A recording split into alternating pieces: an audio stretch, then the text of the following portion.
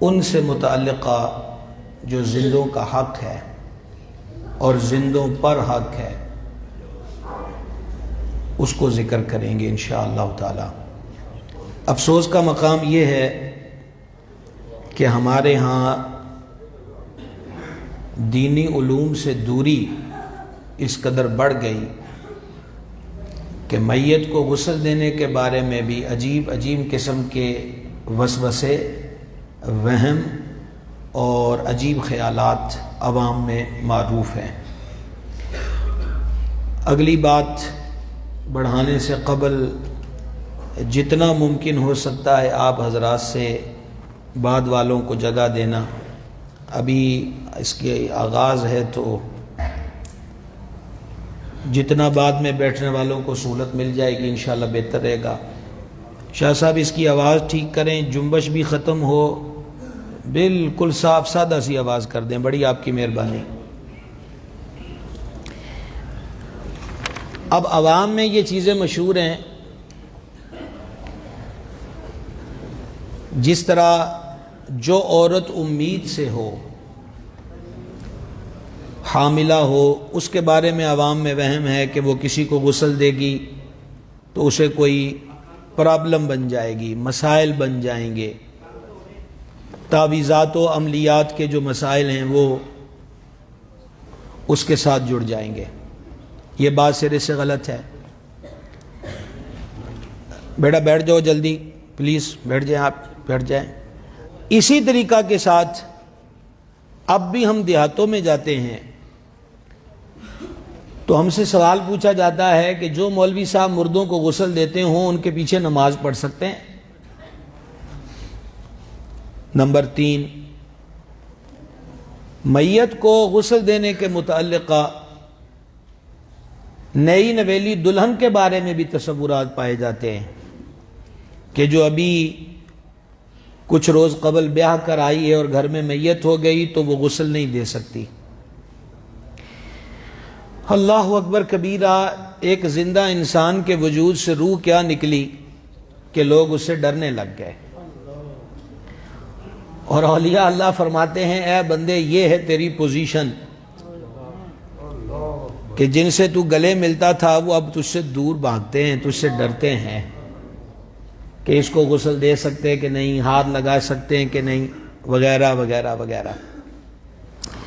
ایک دو حدیثیں سن لیجئے کہ میت کو غسل دینا عمل کیسا ہے، کوئی مکروہ عمل ہے، کوئی ڈراؤنا عمل ہے، خدا نخواستہ اس میں کوئی نحوست کا پہلو ہے۔ یہ پہلی حدیث پاک سماعت فرمائیے، امام طبرانی نے معجم اوسط میں اس کو نقل کیا۔ سیدنا جابر رضی اللہ تعالی عنہ سے مروی ہے، حضور اکرم الاولین والآخرین علیہ الصلاۃ والتسلیم نے ارشاد فرمایا، جس نے کسی میت کو غسل دیا وہ غسل دینے والا اپنے گناہوں سے ایسا پاک ہو جاتا ہے جیسا کہ اس دن تھا جس دن ماں کے پیٹ سے پیدا ہوا تھا۔ اتنی بڑی فضیلت والے عمل کے بارے میں لوگ سوال پوچھتے ہیں کہ یہ کرنے سے کچھ ہو تو نہیں جائے گا۔ دوسری حدیث پاک سماعت کیجئے، اس کو بھی امام طبرانی نے معجم کبیر میں لکھا۔ نبی مکرم صلی اللہ تعالی علیہ وآلہ وسلم نے ارشاد فرمایا، جس نے کسی میت کو غسل دیا اور اس کے عیوب کو چھپایا، عیب کی جمع عیوب ہے، یہ میں ابھی آپ سے عرض کرتا ہوں کہ یہاں عیب چھپانے سے مراد کیا ہے۔ جس نے کسی مسلمان کو غسل دیا اور جس کو غسل دیا ہے اس میت کے عیبوں کو چھپایا، تو اللہ تبارک و تعالی ایسے بندے کے یعنی غسل دینے والے کے 40 کبیرہ گناہ معاف فرما دیتا ہے۔ اب عیب چھپانے سے یہاں مراد کیا ہے کہ اس کا عیب چھپایا جائے؟ غسل کے دوران سب سے پہلی بات فقہاء نے جو لکھی کہ قریبی عزیز رشتہ دار غسل میں شریک ہوں۔ دوسری بات وہ امانت دار ہوں۔ اب یہاں امانت داری کی کیا ضرورت پڑ گئی؟ یہ کوئی لین دین کا معاملہ تو ہے نہیں، تو اس کا مطلب یہ ہے کہ غسل کے دوران اگر کوئی ایسی چیز دیکھنے کو ملے، مثلا مردے کا رنگ بدل گیا، یا یکدم اس کے وجود سے بدبو اٹھی، اس کے جسم کے اندر کوئی عیب تھا، کوئی نقص تھا جس کو وہ زندگی میں چھپاتا تھا، تو ایسا بندہ میت کو غسل دے کہ اگر برائی دیکھے دوران غسل تو وہ لوگوں میں ڈھنڈورا نہ پیٹتا پھرے۔ اس کی وجہ نبی مکرم علیہ الصلوۃ والتسلیم نے تعلیم دی کہ مفہوم حدیث پیش کر رہا ہوں کہ جو مر جاتے ہیں ان کے عیب بیان نہ کرو، جو مر جاتے ہیں ان کے عیب بیان نہ کرو، اگر ان کی کوئی اچھائی یاد ہے تو اچھائی کو بیان کرو۔ مطلب یہ بھی تو ہو سکتا ہے جناب کہ بندہ بڑا پیڑا سی، بڑا نلیک سی، بڑے جھوٹ بولدا سی، وعدے پورے نہیں سی کردا، غسیلہ تھا، بد اخلاق تھا، ماں باپ کا گستاخ تھا، شراب پیتا رہتا تھا۔ یہ تو ہر زندہ شخص کو چاہیے کہ وہ پیچھے زبانوں پر کیا چھوڑ کر جا رہا ہے۔ صحیح بخاری میں حدیث ہے، جنازہ جا رہا تھا، لوگوں نے کہا بڑا اچھا ہے، بڑا نیک ہے، سرکار علیہ الصلوۃ والسلام نے فرمایا واجب ہو گئی۔ تھوڑی دیر کے بعد ایک جنازہ گزرا تو سرکار اقدس صلی اللہ علیہ وسلم کے غلاموں نے بیان کیا، اس کی برائیاں بیان کی، اس کی برائیاں بیان کی۔ سرکار نے فرمایا واجب ہو گئی۔ عرض کی یا رسول اللہ علیہ السلام کیا واجب ہو گئی؟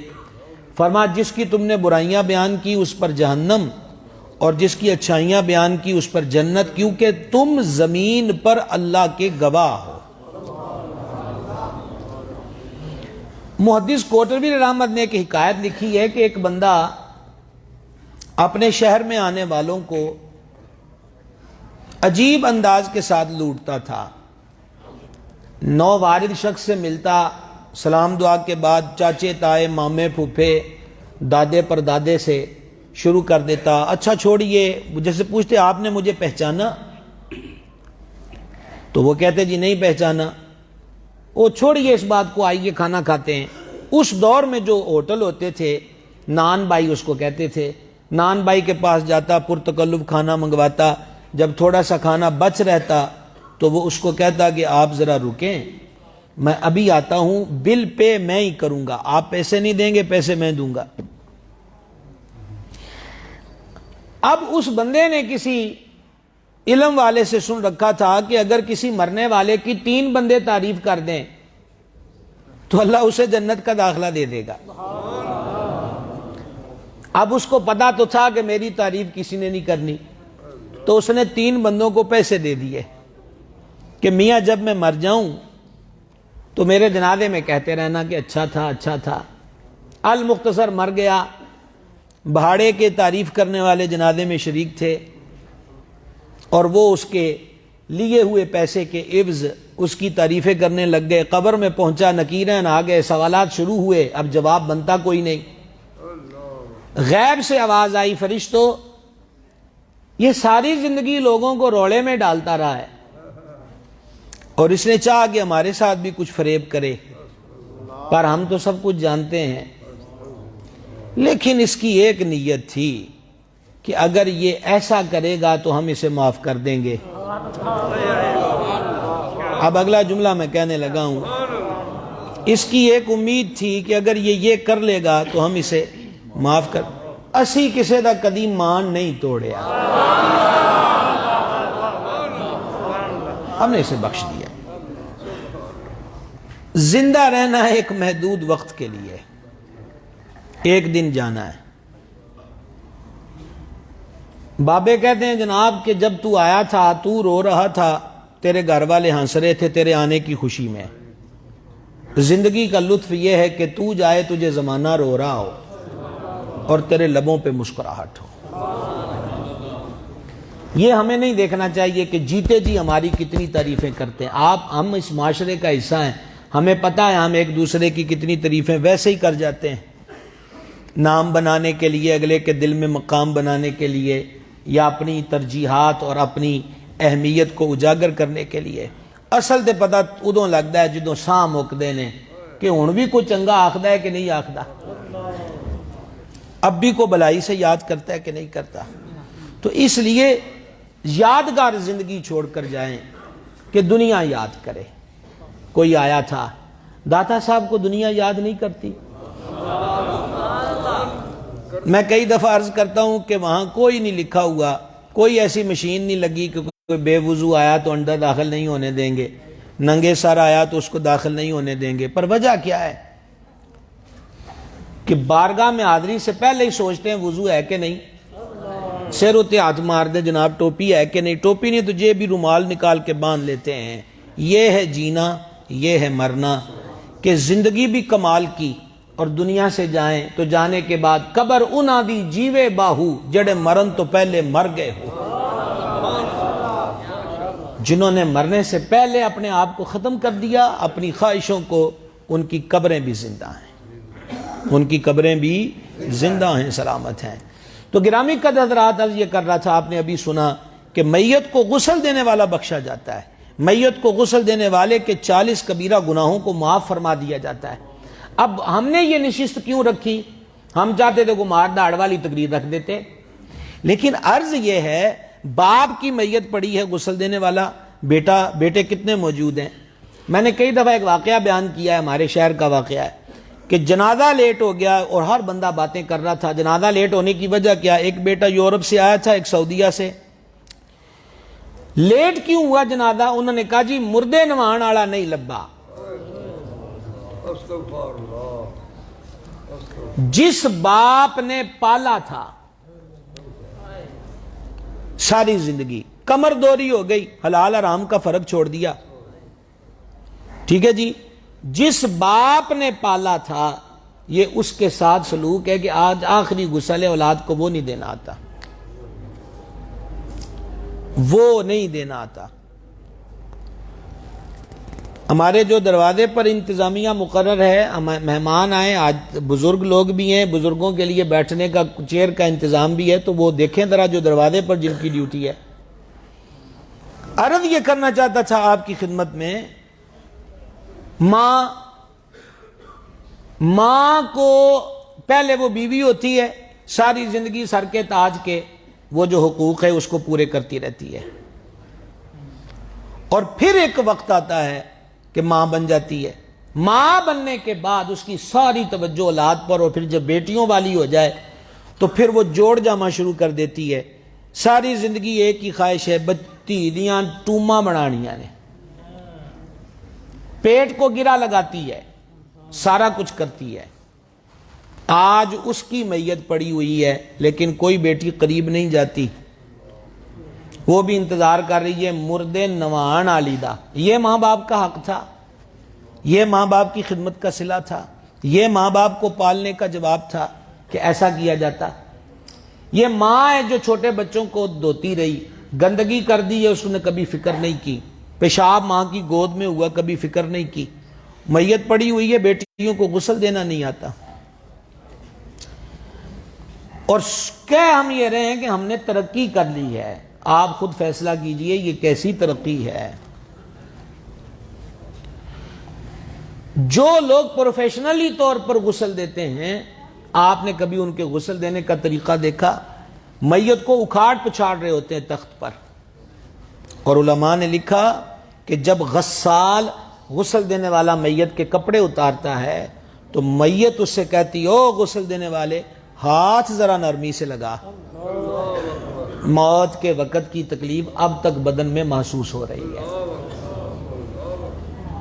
اپنا ہوگا تو کوئی ہاتھ تو نرمی سے لگائے گا، اپنا ہوگا کوئی ہاتھ تو پیار کے ساتھ لگائے گا.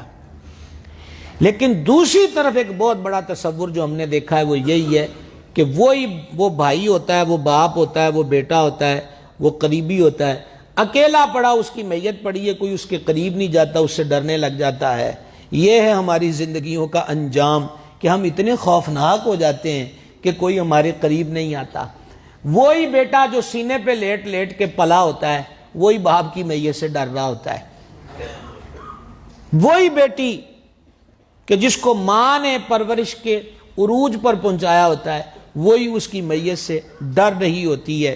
اور پھر انجام دیکھیے، میت کے اترے ہوئے کپڑے، چاہے باپ ہو، چاہے بھائی ہو، چاہے بہن ہو، چاہے بیٹی ہو، کوئی ہو، میت کے اترے ہوئے کپڑے تو کوئی نہیں پہنتا۔ کئی دن تک لوگ اس جگہ سے گھر سے ڈرتے ہیں جہاں میت کو غسل دیا ہوتا ہے، اور ہندوستانی رسم چل نکلی کہ وہاں چراغ جلانے لگ گئے۔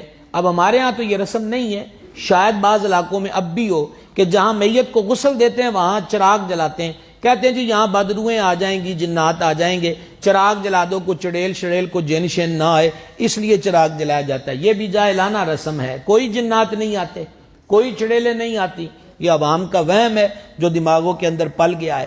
لیکن میں بار بار اس بات کی طرف آ رہا ہوں، بندے دا مول اے ہے کہ مرن تو بعد اپنے ہی دے تو ڈرن لگ جاندے نے، اپنے ہی اس سے خوف کھانے لگ جاتے ہیں، اور پھر یہ جو بندہ ہے اس نے اکیلے قبر میں جانا ہے، اس کا عالم کیا ہوگا، یہ قبر میں اس کی کیفیت کیا ہوگی، قبر کے اندر اس کی حالت کیا ہوگی، یہ ہم سب کو سوچنا چاہیے، غور کرنا چاہیے۔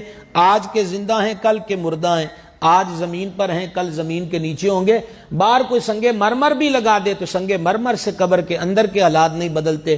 محبوب سبحانی، غوث سمدانی، قندیل نورانی، شہباز لامکانی، سیدنا شیخ عبد القادر جیلانی، حسنی حسینی بغدادی نور اللہ مرقدہ فرمایا کرتے تھے، یہ قبریں اوپر سے دیکھنے میں ایک جیسی لگتی ہیں لیکن اندر سے ایک جیسی نہیں ہیں۔ اور حدیث پاک میں فرمایا قبر جنت کے باغوں میں سے باغ ہے یا دوزخ کے گڑھوں میں سے ایک گڑھا ہے۔ تو فکر اس قبر کی جائے کہ جہاں ہر چیز کو چھوڑ کر بندے نے رخصت ہونا ہے۔ آئیے، وقت کافی ہو چکا۔ حضرت صاحبزادہ صاحب میں دیکھ رہا ہوں میری نظر اب پڑی ہے، حضرت پیر طریقہ صاحبزادہ جوید الرحمان صاحب تشریف لائے، کثیر علماء، میں بڑا معذرت خواہ ہوں جی۔ اور دوسرا میں حیران ہوں کہ ماشاءاللہ ہمارے ہاں وقت کی پابندی شروع ہو گئی کہ عین وقت پر ہی عشاء میں فیصل آباد کے کثیر احباب پہنچ گئے، ڈجکوڑ کے احباب بھی ماشاءاللہ تشریف لے آئے۔ تو ابھی سردیاں ہیں تو چلتا رہے گا، گرمیوں میں پھر کسی کھلے میدان میں بیٹھ جائیں گے، ہے نا۔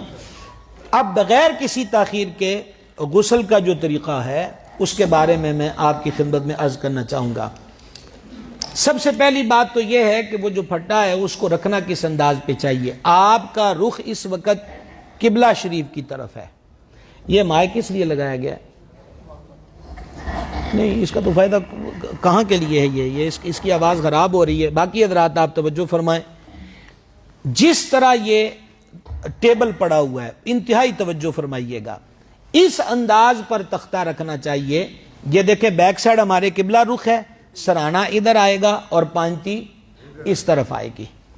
ہاں، اگر ایسی جگہ پہ غسل دیا جا رہا ہے کہ جہاں جگہ کی تنگی ہے پردے داری کی وجہ سے، کیونکہ غسل وہاں دیا جائے جہاں پردے داری بھی قائم رہے، تو ایسا کوئی جگہ آ جائے کہ لوکیشن ٹھیک نہ بیٹھتی ہو تو پھر سیکنڈ آپشن فقہا نے یہ لکھا ہے کہ یوں کر لیا جائے کہ اب مخالف سمت، قبلے کی سمت یہی ہے تو سر میت کا ادھر ہوگا، پاؤں اس طرف کر دیے جائیں گے، لیکن یہ مجبوری کے تحت ہے۔ اصل صحیح درست طریقہ یہی ہے کہ سرانہ اس طرف ہو، پائنتی اس طرف ہو، جیسے مردے کو قبر میں لٹایا جاتا ہے۔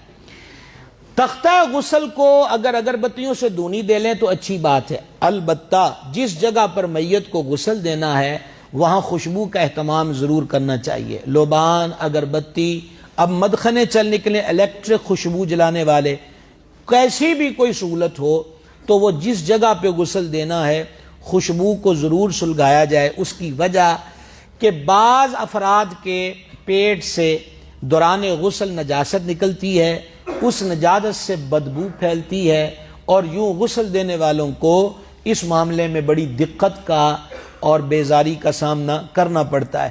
اس لیے خوشبو کا اہتمام وہاں پہ کیا جاتا ہے، بدبو اگر ہو تو اس سے بچنے کے لیے۔ اللہ والوں پہ قربان جائیں، وہ اکثر پیٹ کو خالی رکھتے، اس کی وجہ یہی ہوتی تھی، وہ کہتے تھے دنیا سے بھی جائیں تو پاکی کی حالت میں جائیں، یہ ان کی کیفیت ہوتی ہے۔ اچھا، اب جناب معاملہ اگلا آ گیا میت کے کپڑے اتارنے کا۔ اب زورہ زاری کا دور ہے، جب کپڑے کی قلت ہوتی تھی تو اس وقت تو قمیص اتار لیتے تھے، اب بہتات و کثرت ہے تو فٹافٹ قینچی کا استعمال ہوتا ہے۔ تو لہذا قمیض کو کاٹ دیا جاتا ہے۔ اگر قمیض آسانی سے اترتی ہو تو پھر کاٹ کر کپڑے کو، قمیض کو ضائع نہیں کرنا چاہیے، وہی کپڑے دھو کر، آج بھی بڑے لوگ ہیں جو ٹاکیوں والے سوٹ پہنتے ہیں، تو ایسوں کو دھو کر ایسا کپڑا دے دیا جائے تو انشاءاللہ صدقے کی نیت سے دے دیں گے تو بہتری ہوگی۔ لباس کو اتارنا، اب زندہ لوگوں کی ذمہ داری ہے کہ وہ میت کے ستر کی حفاظت کریں۔ ناف سے لے کر بیلی بٹن جس کو کہتے ہیں، دونوں گھٹنوں سمیت یہ ستر عورت ہے۔ کفن سے کٹا ہوا کپڑا چونکہ عموماً لٹھے کا ہوتا ہے، آپ تجربہ کر لیں، جب لٹھے کے کپڑے کو آپ یوں ہاتھ پر بھی رکھ کے پانی ڈالیں گے تو جلد نظر آئے گی، اور جو پردے داری کرنا تھی وہ اب یہاں پر حاصل نہیں ہوگی۔ بڑا تولیہ لے لیا جائے یا گہرے کلر کا کوئی کپڑا لے لیا جائے کہ جب اس کے وجود پہ پانی ڈلے تو بدن سے چپک بھی جائے تو وجود کی رنگت اور وہ اعضاء جن کا تعلق شرم سے ہے وہ کسی پر عیاں نہ ہو۔ یہ ذمہ داری زندہ لوگوں کی ہے کہ اس پردے داری کا زیادہ سے زیادہ اہتمام کریں۔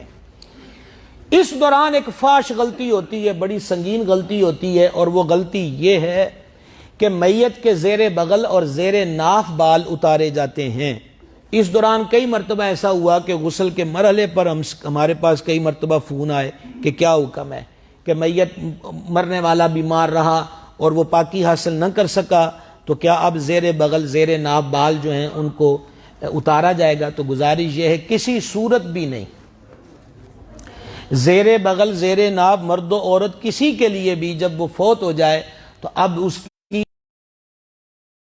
محاورتاً لفظ صفائی بولتے ہیں، اس کا اب وہ مکلف نہیں ہے جو مر گیا، لہٰذا بلا وجہ میت کے ساتھ ایسا سلوک اختیار نہ کیا جائے۔ نمبر دو شاہ صاحب کو، جی سید امتیاز شاہ صاحب بھی فیصل آباد سے تشریف لے آئے، سادات کرام شاہ صاحب قبلہ کو آگے بھیجیں اور کرسی بھی بھیج دیں، آپ توجہ فرمائیں گے۔ اب اس کے ساتھ اگلی بات یہ کی جاتی ہے کہ نوجوان تھا، کسی علالت میں یا کسی حادثے میں کئی ایام ہسپتال میں داخل رہا، شیو بڑھ گئی، اب وہ فوت ہو گیا تو باقاعدہ حجام کو بلا کر اس کی شیو کی جاتی ہے۔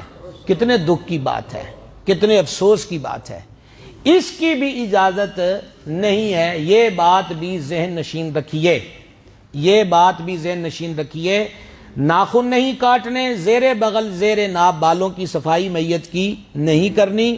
میت کا ناخن ٹوٹا ہوا ہے، الگ کر لیا، یا اس قسم کا کوئی اور مرحلہ ہوا تو وہ ناخن وغیرہ جب اس کو نہلانے کے بعد کفن پہنائیں گے تو وہ کفن میں ناخن وغیرہ ساتھ رکھ دیے جائیں گے۔ اب اگلی بات، بتی سی لگی ہوئی ہے، یعنی کہ دانت لگے ہوئے ہیں، سونے کا دانت، چاندی کا دانت یا دوسرے دانت لگے ہوئے ہیں۔ اب لوگ سوال کرتے ہیں کہ آیا یہ نکالے جائیں گے؟ تو یہاں پر بھی یہی مسئلہ ہے کہ اگر وہ دانت آسانی سے نکلتے ہیں تو نکالے جا سکتے ہیں۔ کن دانتوں کی بات ہو رہی؟ جو آرٹیفیشل ہیں۔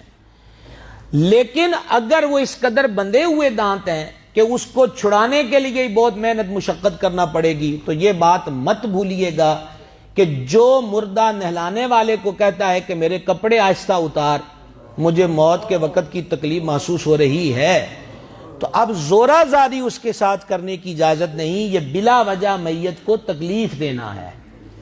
ٹھیک ہے، آسانی سے نکل آئے دانت ٹھیک ہے، وگرنہ اس کو کھینچا تانی کرنے کی اجازت تو ضرورت نہیں۔ اسی سے ریلیٹڈ یہ مسئلہ ہے، مریض تھا یا کسی حادثے کا شکار ہوا وغیرہ وغیرہ، یا پوسٹ مارٹم کرنا پڑتا ہے۔ اب پوسٹ مارٹم جو ہے یہ ہمارے ہاں ملکوں میں قوانین بن چکے، لیکن اگر میت کے ورثاء کو اختیار ہو کہ میت کا پوسٹ مارٹم کیا جائے یا نہیں، تو نہ کرنے کو میت کے ورثاء کو چاہیے ترجیح دیں۔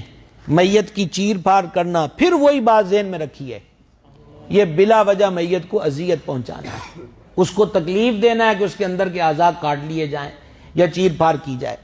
تو جب پوسٹ مارٹم کے بعد ایک شیٹ ہوتی ہے جو ٹانکوں کے ساتھ جڑی ہوتی ہے، نمبر 2 پٹیاں ہوئی ہیں، وہ حادثے کی وجہ سے ہوئی یا انجیکشن وغیرہ لگانے کے لیے، اعلی حاصل قیاس۔ اب یہاں کیا کیا جائے؟ میت کو غسل دینا ہے، تو اس کا جواب یہ ہے اس کے معاملے میں بھی نرمی اختیار کی جائے۔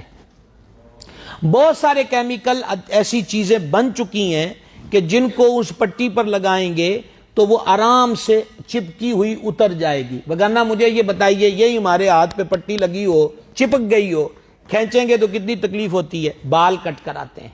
یا گرم پانی، نیم گرم پانی جو ہے وہ نرمی کے ساتھ لگایا جائے. یہ تو منڈے نہیں پیو نال انج کرنا ہے. یہ بات ذہن نشین رکھیے گا.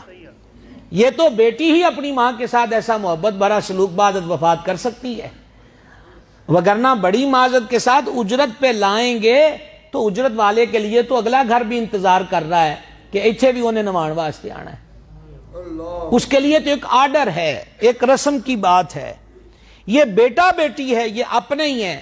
ہم اپنے بزرگوں سے سنتے تھے کہ اپنا مارے گا بھی تو چھاویں مارے گا، اور یہ بھی سنتے تھے کہ اپنا مارے گا تو پیاسا نہیں مارے گا. سمجھ گئے آپ بات کو؟ تو لہٰذا وہ پٹیاں جو جڑی ہوئی ہوں، چپکی ہوئی ہوں، ایسی چیزیں مارکیٹ میں اب دستیاب ہیں کہ جن کو آرام سے لگائیں گے تو وہ چپکی ہوئی آرام سے اتر جائیں گی. اس سے آگے بڑھیے. موٹا اصول یہ ہو گیا کہ وہ آسانی سے اترتی ہے تو اتار دی جائے گی. اگر اس کے اتارنے سے زخم کھلے گا، خون کے بڑھنے کا خدشہ ہے، تو اب ایسی چپکی ہوئی چیز کو میت کے وجود سے اتارنے کی ضرورت نہیں ہے. یہ بات ذہن نشین رکھیے. ایک قدم آگے بڑھائیں. اب میت کو غسل کی ابتدا کرنا ہے. ظاہری بات ہے ہم زندہ لوگ بھی جب وضو کرتے ہیں تو وضو سے پہلے استنجا سے فراغت پاتے ہیں. اب کفن سینے والے حضرات نے وہ کپڑے سیے ہوتے ہیں، تھیلیاں ہاتھ پہ چڑھانے والی، جس سے زندہ بندہ مردے کو استنجا کرواتا ہے. اس دور میں جب پانی کی کثرت ہے، اس دور کے اندر بھی بعض لوگ مٹی کے ڈھیلوں سے میت کو استنجا کرواتے ہیں. یہ بلا وجہ میت کے ساتھ اذیت دینے والا معاملہ ہے.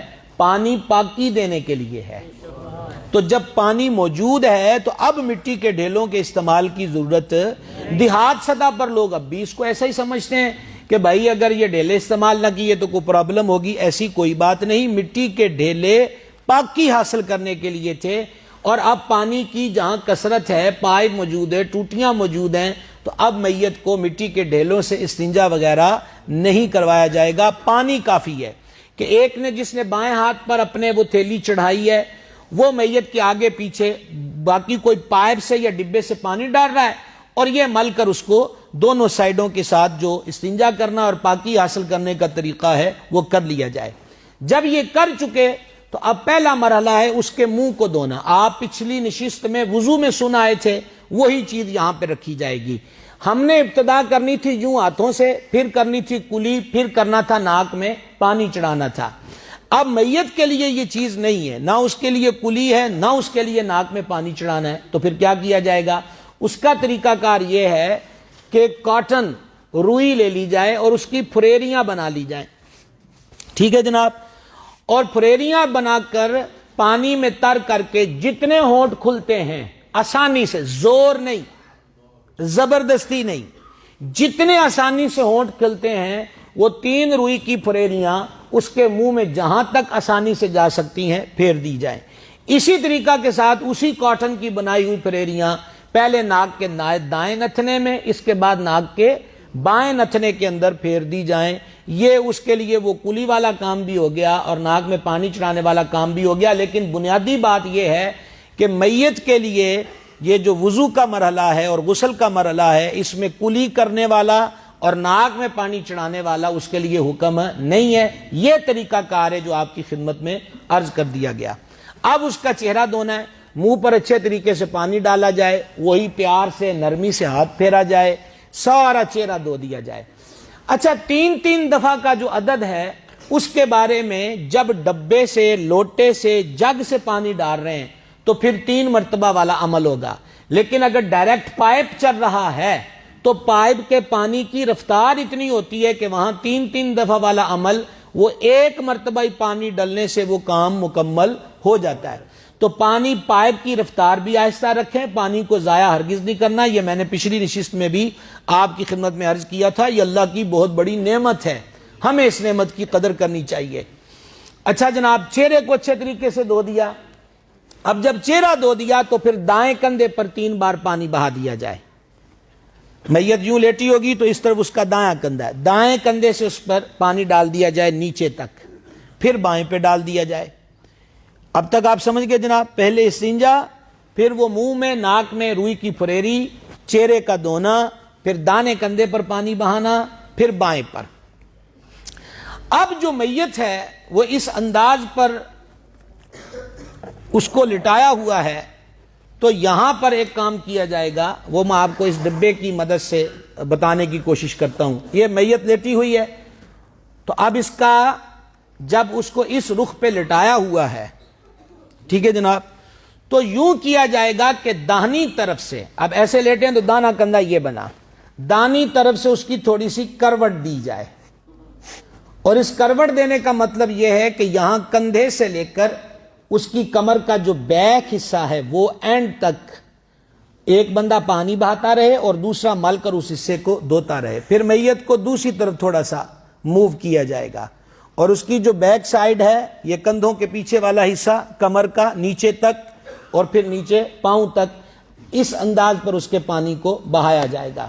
سر سے لے کر پاؤں تک, جیسا زندہ حضرات کے غسل کے مسئلے میں عرض کیا تھا, بغلوں کے نیچے, کانوں کے پیچھے, آنکھوں کے ارد گرد کا حلقہ, ناک کی یہ سائڈ, گلے کا یہ حصہ, پیٹ بڑا ہو تو اس کی سلوٹیں, بیلی بٹن, ناف تنی جس کو پنجابی میں کہتے, یہ گھٹنوں کے نیچے والا حصہ, پیٹ اور ران جہاں پر ملتے ہیں یہ حصہ, رانوں کی گولائی, یہ وہ مقامات ہیں کہ زندہ خود کوشش کرے تو تب یہ دھلیں گے, تو وہ تو میت پڑی ہوئی ہے, وہاں زیادہ غور و فکر کر کے اس پر پانی بہانے کی ضرورت ہے کہ کہیں کوئی حصہ بغیر دھلے رہ نہ جائے.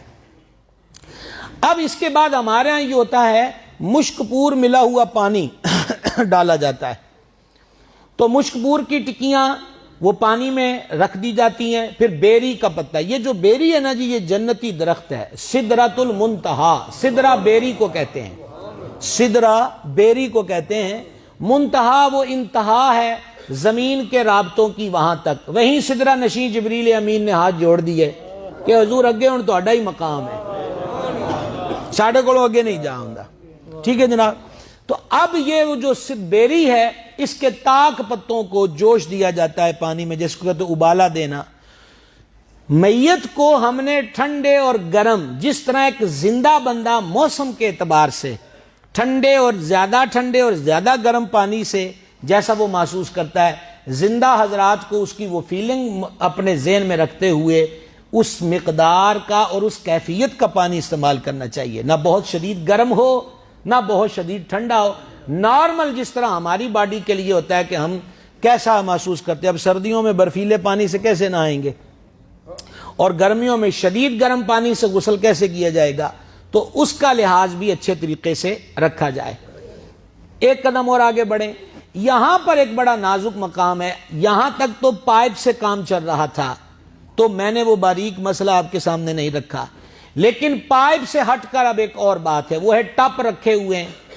اب ٹپ رکھے ہوئے ہیں تو اتنی بات بھی ذہن میں رکھیں کہ جنہوں نے میت کو غسل دینا ہے وہ باوضو ہو, اگر اس کا وضو نہیں تو جو ہاتھ اس نے ٹپ میں ڈالنا ہے وہ پہلے سے اچھے طریقے سے دھلا ہوا ہو. یہ لاسٹ صورتحال ہے, وگرنہ اس کو وضو کرنا چاہیے.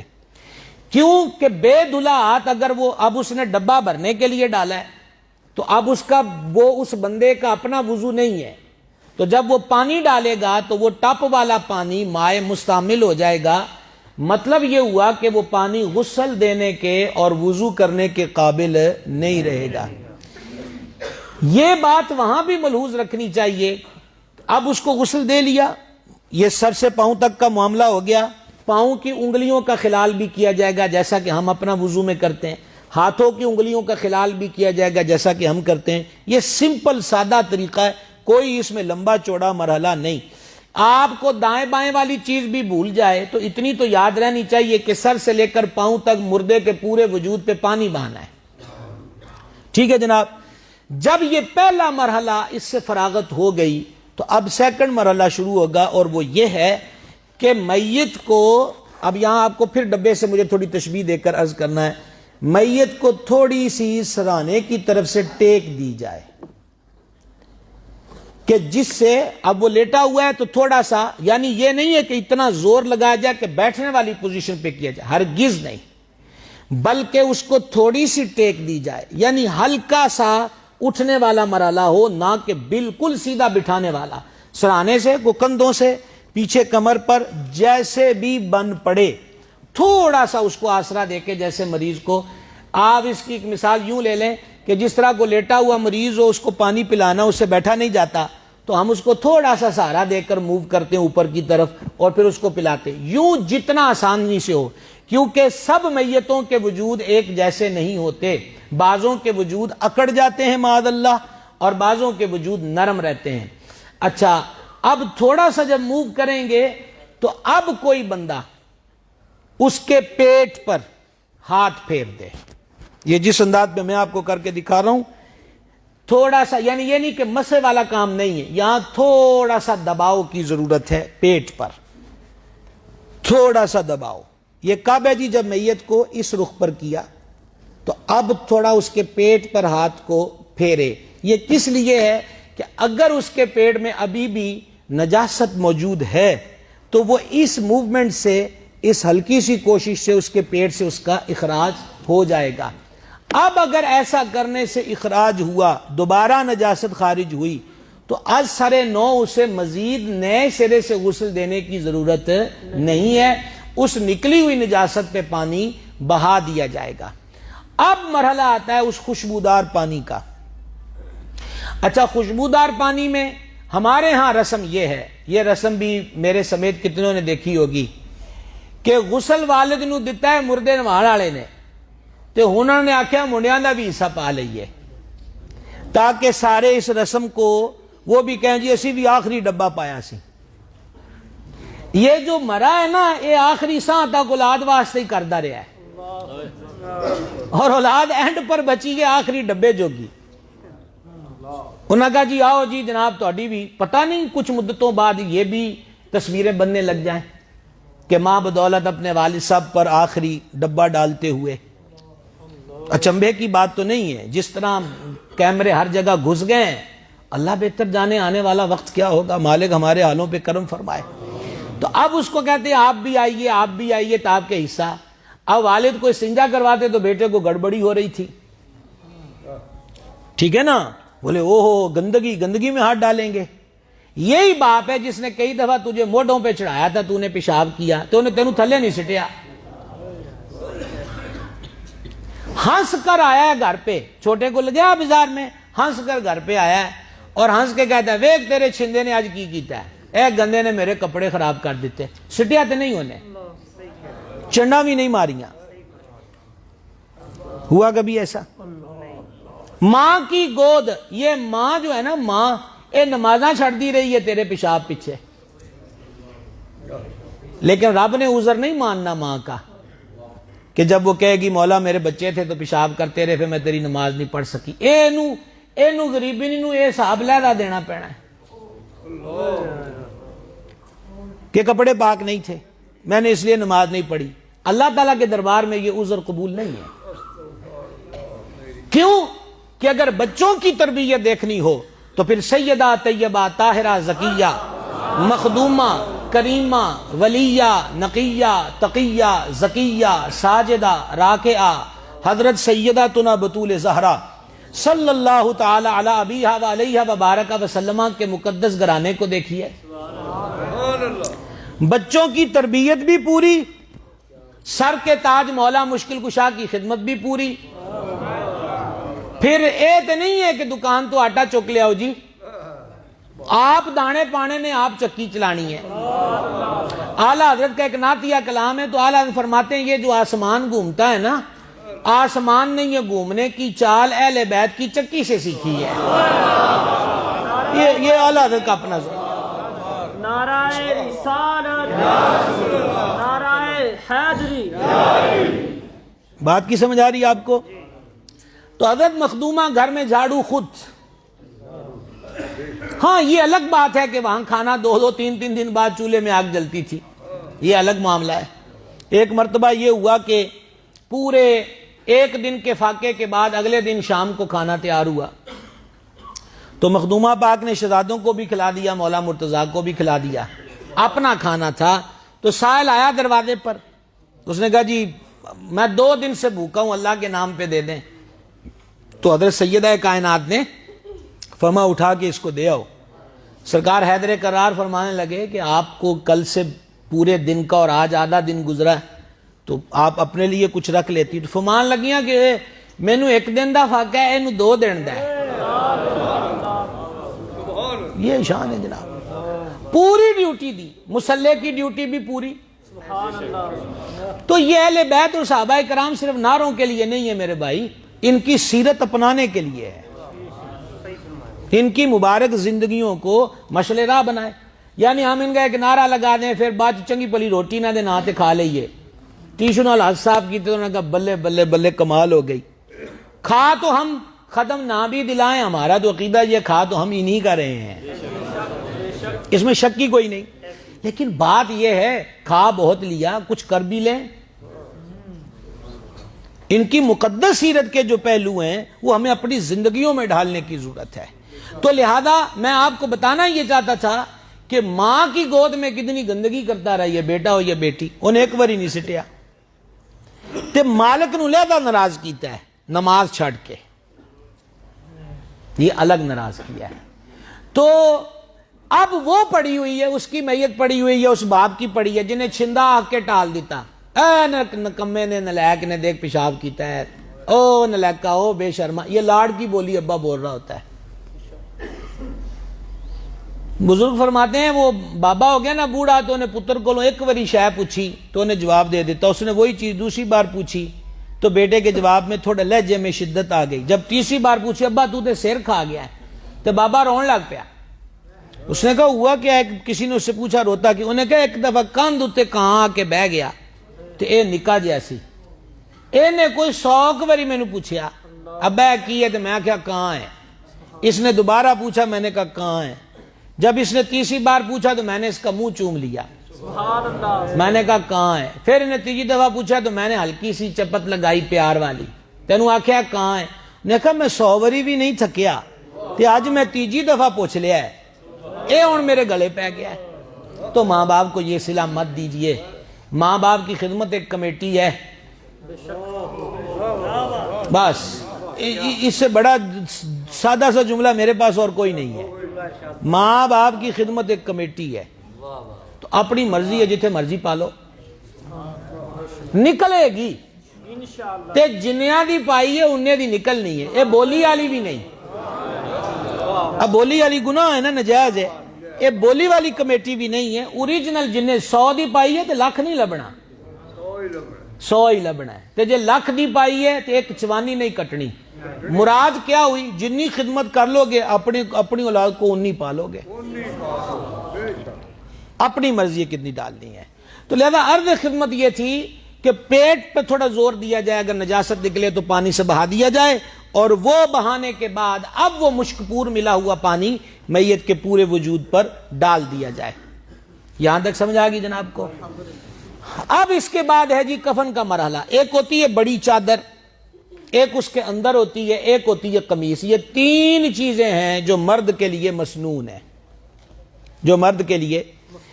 اچھا اب وہ جو بڑی چادر ہے وہ اس کا سائز اتنا ہونا چاہیے کہ پاؤں کے بار سے اور سر کے بار سے اس کو تنیوں سے باندھا جا سکے، ٹھیک ہے؟ اور جو اس کے ساتھ اس کے اندر چادر رکھی جاتی ہے وہ اس سے سائز میں چھوٹی ہونی چاہیے۔ اگلی آ جاتی ہے قمیص، ٹھیک ہے، جس کو ہم کفنی عمومی طور پہ کہتے ہیں۔ تو وہ یہ جو قمیص ہے اس معاملے کے اندر بھی بعض لوگ یہاں شکم تک رکھتے ہیں، قمیص کو لمبا رکھنا چاہیے، کندھے سے اس کی پیمائش شروع کیجئے، گھٹنے تک لے جائیے، یہ قمیص کا سائز ہونا چاہیے۔ اور ایسا بھی نہیں ہونا چاہیے، بعض لوگ بیک سے چھوٹا رکھتے ہیں قمیص کو اور آگے سے بڑا رکھتے ہیں، نہیں، سیم بیک سے اور آگے سے اس کا سائز ایک جیسا ہونا چاہیے، بیک سے اس کا سائز کم نہیں ہونا چاہیے، ایک جیسا ہونا چاہیے۔ اب اگلی آگئی بات میت کو کفن دینے کی۔ حضور سید العالمین صلی اللہ تعالی علیہ وآلہ وصحبہ وبارک وسلم نے ارشاد فرمایا، حدیث پاک کا مفہوم پیش کر رہا ہوں، اپنے مردیاں نو چنگا کفن دیا کرو. آواز بڑی کمزور ہوگی تھوڑی جناب. اپنے مردوں کو کیا کیا کرو؟ اچھا کفن دے. اچھا جناب اتنے بھی اسی بڑا ویکھیا ہے. کہندے نے جناب 70,000 دی پرفیوم لاندا ہے. یہ تو ادوں سی جدو جیب چو اپڑے نکلتے سن. ہن مگرلیاں عطر لایا ہے تے کنے والا ہے؟ ماٹھا سوٹ نہیں پاندا. میں تو ختموں پہ حیران ہوں. کول والے ختم پر زیادہ ہمارے چالیے پر ہوتا ہے. بڑی معذرت کے ساتھ الحمدللہ غوث پاک نے اپنی جناب سے کپڑے دیے ہوئے. میں نے کبھی کسی میت کے کپڑے نہیں پہنے. اس سے کوئی اور ہی مراد نہ لے لے. ٹھیک ہے. میں ویسے یہ عرض کر رہا ہوتا ہوں میں نے چالیوں پر کپڑے دیکھے. ماتھے تو ماٹھا سوٹ. پتہ ہے ہوں کہڑا وہ ویکھدا ہے. اچھا اے بھی جیندیاں دی پول لے کے موئے ہوئے نو پتہ کچھ نہیں. معاملہ انہا ہی ہے وچ پردہ آ گیا ہے. خبر انہوں نے ساری ہے اور یہ حدیثوں میں مضمون موجود ہے. یہ خبر جو ہے وہ فرشتے ان کو دیتے ہیں. وہ فرشتوں سے پوچھتے ہیں. اچھا اب آپ کو حدیث پاک کا مفہوم بتاؤں جو امام سیوطی رحمہ اللہ نے شرح صدور کے اندر لکھی ہے. بڑے ہی توجہ سے اس کو سنیے گا. فما مردوں کو اچھا کفن دو کہ اچھے کفن کی وجہ سے مردے پہلے دفن ہوئے لوگوں پر فخر کرتے ہیں. یہ جس طرح ہم سوٹ پہن کر جائے نا تو اپنے یار سے ایک یار میں فلانی مارکیٹ تو لیا کنج ہے. تو فرمایا وہ جو دفن ہو کے اب دفنا دیا نا وہ کفن پہنا ہے تو قبر میں چلا گیا تو اب مردے اس سے ملتے ہیں. تو او مردیاں چ بہ کے دسدا ویکھ میرے گھر والے مینوں کڈے سونے کپڑے پائے. کوئی توجہ ہوئی جی جناب. کفن دیا کہاں سے جائے گا؟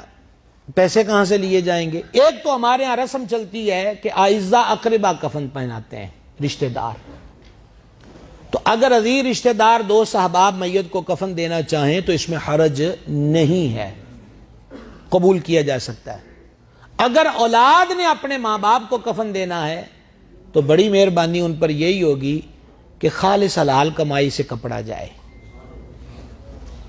حضرت سیدنا موسیٰ علیہ السلام نے دیکھا ایک بندہ دعائیں کر رہا ہے رو رو کر, اور اللہ کے نبی ادھر بھی دیکھ رہے تھے کہ اللہ قبول نہیں کر رہا.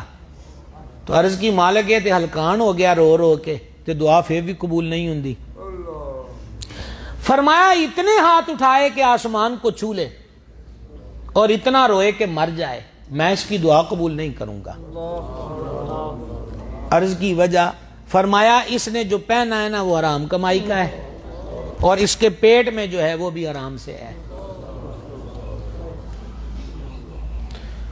بڑے بڑے اللہ والے ایسے تھے جو اپنی ہاتھ کی پاکیزہ کمائی سے قبر کی جگہ بھی خریدتے تھے اور اپنا کفن خود تیار کر کے جاتے تھے. اور کئی اللہ والیاں گزری ہیں جو چرخے پہ اپنا کفن کاٹ کے جاتی تھی. بزرگوں نے ایک بڑا پیارا واقعہ لکھا ہے کہ ایک اجنبی ایک علاقے میں آیا اور مسجد میں کھڑے ہو کے سکوں نے کہا بھوک بڑی لگی تو ٹھنڈ بھی بڑی ہے, کوئی رضائی کمبل ہی دے دو. کسی نے توجہ نہیں کی, وہ گئے. سویرے آئے نا تو بندہ فوت ہو گیا ٹھنڈ کی وجہ سے, بھوک کی وجہ سے. ہوں جناب شروع ہو گئے لو جی چندہ کریے نو کفن پوائیے. چندہ کر کے اس کو کفن ڈال دیا. شام کو تدفین ہو گئی. اگلی سویرے جب ہوئی نا تو بندہ جو پہلا مسجد میں آیا اس نے مسجد کی کھونٹی پر کفن لٹکا دیکھا, ساتھ ایک رکا تھا اور اس پر موجود تھا ایک بھکھا سی تے ٹھنڈ بھی سی, ادوں تو تسی کچھ دیتا نہیں, ہوں چندہ کر کے انہوں کفن دے دیتا ہے. اے میرا بندہ ہے, اپنا کپڑا بھی واپس لے لو, اسی انہوں جنتی لباس پوا دیتا ہے. سمجھ رہے ہیں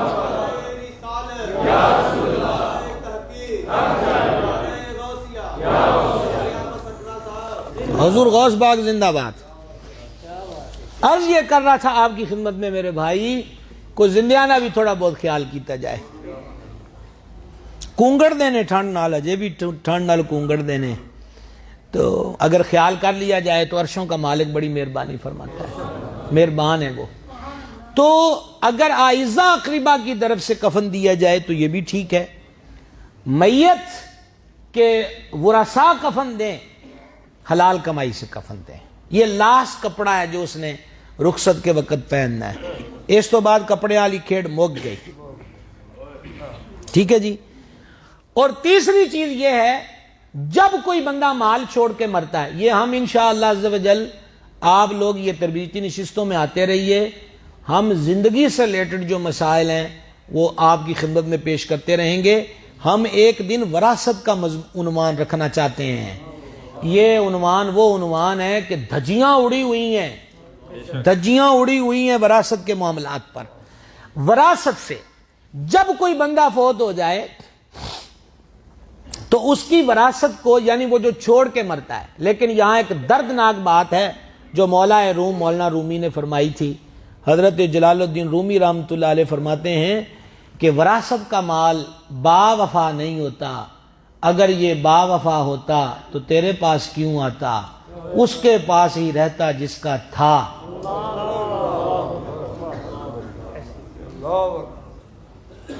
اے دکان کتوں لئی ابے ہونی چھڑ گئے تو دے وچوں مینوں ملی. مطلب یہ دکاناں ابے دیاں سن، یہ مکان ابے کے تھے، اولاد کے حصے میں آ گئے. پھر انہیں وچوں نکل کے وہ 2.5 گز والی زمین چ جانا ہے. دکان وہی رہنی ہے، مکان وہی رہنا ہے. 3 حصے کیے جائیں گے جی بنیادی طور پر جو بندہ مال چھوڑ کے فوت ہو. نمبر 1، اس چھوڑے ہوئے مال میں سے اس کو کفن دیا جائے. نمبر 2، دوسرا حصہ کس لیے؟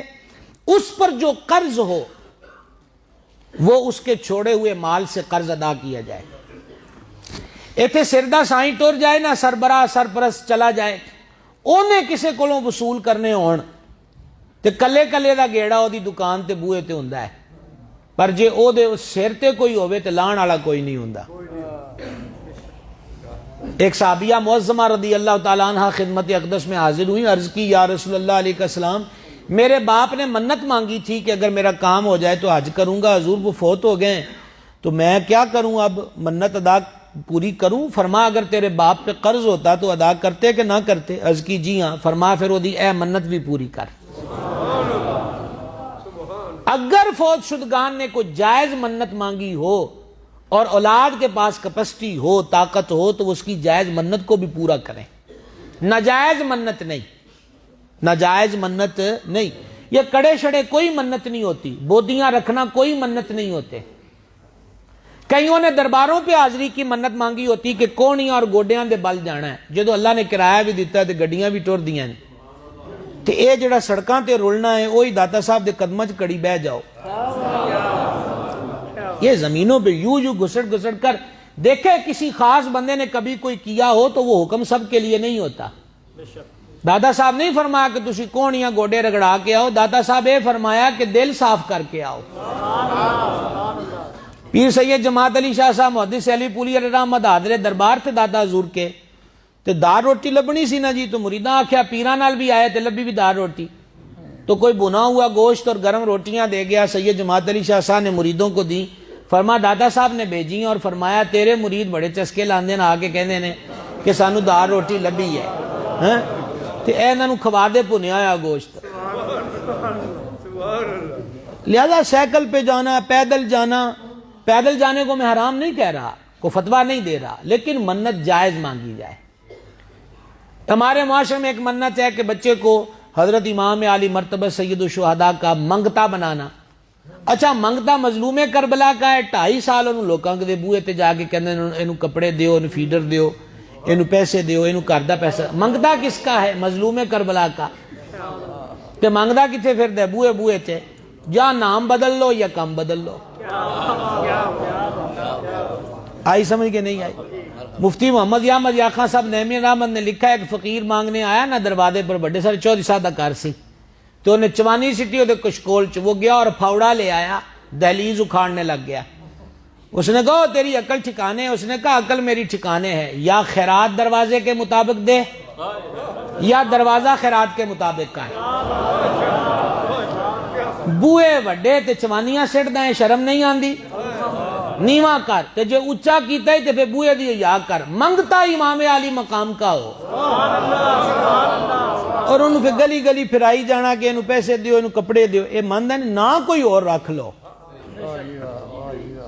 یہ بھی منت درست نہیں ہے تو لہذا بات یہ تھی کہ اگر قرض ہو میت کے ذمے تو وہ اس کے چھوڑے ہوئے پیسے سے ادا کیا جائے گا اور تیسرا پھر حصہ جو ہے وہ باقی ورثاء میں جو شریعت نے مقرر کیا تفصیل انشاءاللہ اگلی کسی نشست میں ہم وراثت پر بات کریں گے اور یہ جو بیٹیوں کو حصہ نہیں دیتے ان پر بھی بات ہوگی اور میں امید کرتا ہوں کہ آپ کی آمد کا سلسلہ بھی جاری رہے گا انشاءاللہ عز و جل۔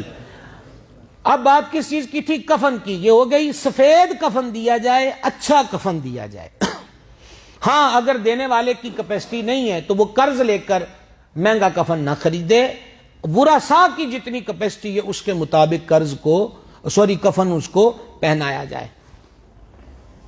اچھا یہ چیز تھی مرد کے لیے، یہ تین چیزیں تھیں۔ ایک وہ جو پہلی بڑی چادر ہے اس کو کہتے ہیں لفافہ، اس سے جو چھوٹی چادر اس کے اگلی چیز آ گئی، اس کے اندر آ جاتی ہے قمیص۔ اچھا عورت کے لیے اس کے اندر مزید اضافہ ہوگا، یہ جو درمیان والی چادر اس کو ازار بند کہتے ہیں، تہمت کہتے ہیں۔ اب یہاں پر عورتوں کے لیے 2 کپڑوں کا اضافہ ہو گیا، وہاں مسنون 5 چیزیں ہیں۔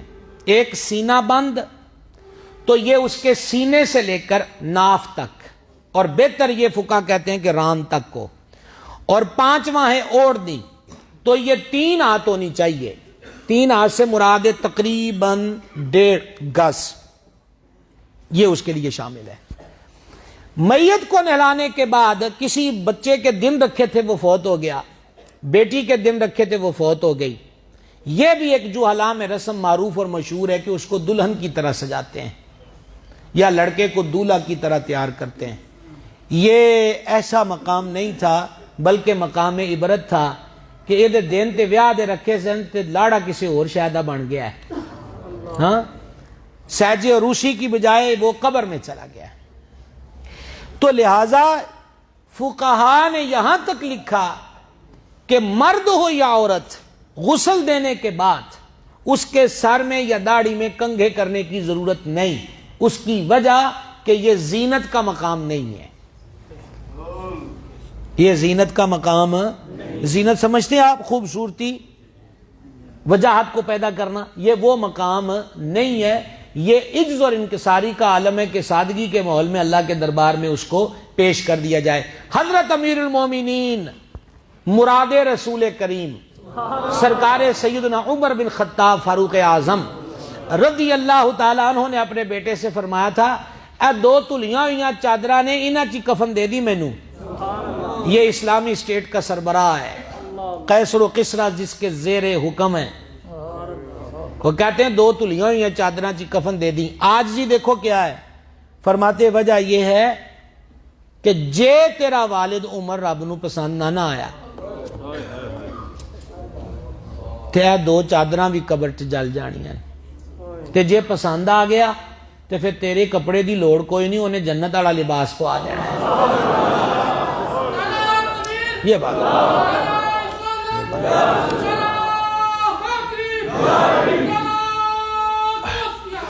گرامی قدر حضرات، یہ وہ کہہ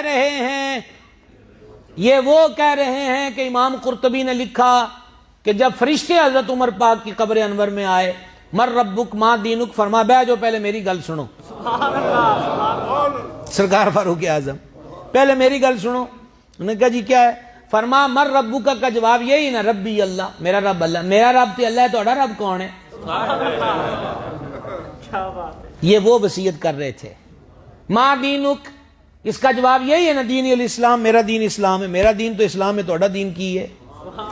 تو فرشتے ایک دوسرے کے کان میں کہنے لگ گئے، بھائی پہلا بندہ ہے جڑا سانو بھی سوال کرن لگ پیا ہے، آپا انہاں کولوں کی پوچھنا، چلیے اللہ دے دربار چ۔ یہ ان کی عاجزی کا عالم ہے کہ وہ فرماتے ہیں کہ جے بھی پسند نہ ہویا تو اگلے لا لینا ہے۔ جن کے لیے سرکار فرماتے ہیں میرے بعد کو نبی ہوتا تو عمر ہوتا رضی اللہ تعالیٰ عنہ وردہ، یہ ان کی عاجزی کا عالم ہے۔ تو گزارش کیا کر رہا تھا میں آپ کی خدمت میں، یہ دولہا دلہن بنانے کا چکر بھی نہیں ہونا چاہیے۔ بعض لوگ غسل کے آنکھوں میں سرما ڈالتے ہیں، یہ بھی نہیں ڈالنا چاہیے، یہ بھی زینت کی جگہ یہ نہیں ہے، اور سرما ڈالنا زینت میں شامل ہے، سرما نہیں ڈالیں گے۔ بال ویسے عورت کے بال سینے پہ ڈال دیے جائیں گے، ٹھیک ہے، اور مرد کے بالوں میں کنگھا شنگا داڑھی میں یہ سر میں کرنے کی ضرورت نہیں ہے۔ بعض لوگ بعد میں ٹوپی سر پہ رکھ دیتے، اس میں حرج نہیں۔ پگڑی مشائخ سادات جو ہے نا ان کے سر پہ باندھنی چاہیے بعد الوصال، یہ علماء نے فرمایا ہے، ہر ایک کو پگڑی کی بھی ضرورت نہیں۔ سادات کا، مشائخ کا، علماء کا چونکہ ایک ممتاز مقام ہوتا ہے تو لہذا انہوں نے وصیت کی ہو تو اس پر عمل کیا جا سکتا ہے کہ سر پہ پگڑی باندھ دی جائے۔ پورے کفن پر خوشبو لگائی جائے کہ آخری باری جانا ہے، خوشبو تو ان 50 روپے والی نہ لائیے، کیا خیال ہے؟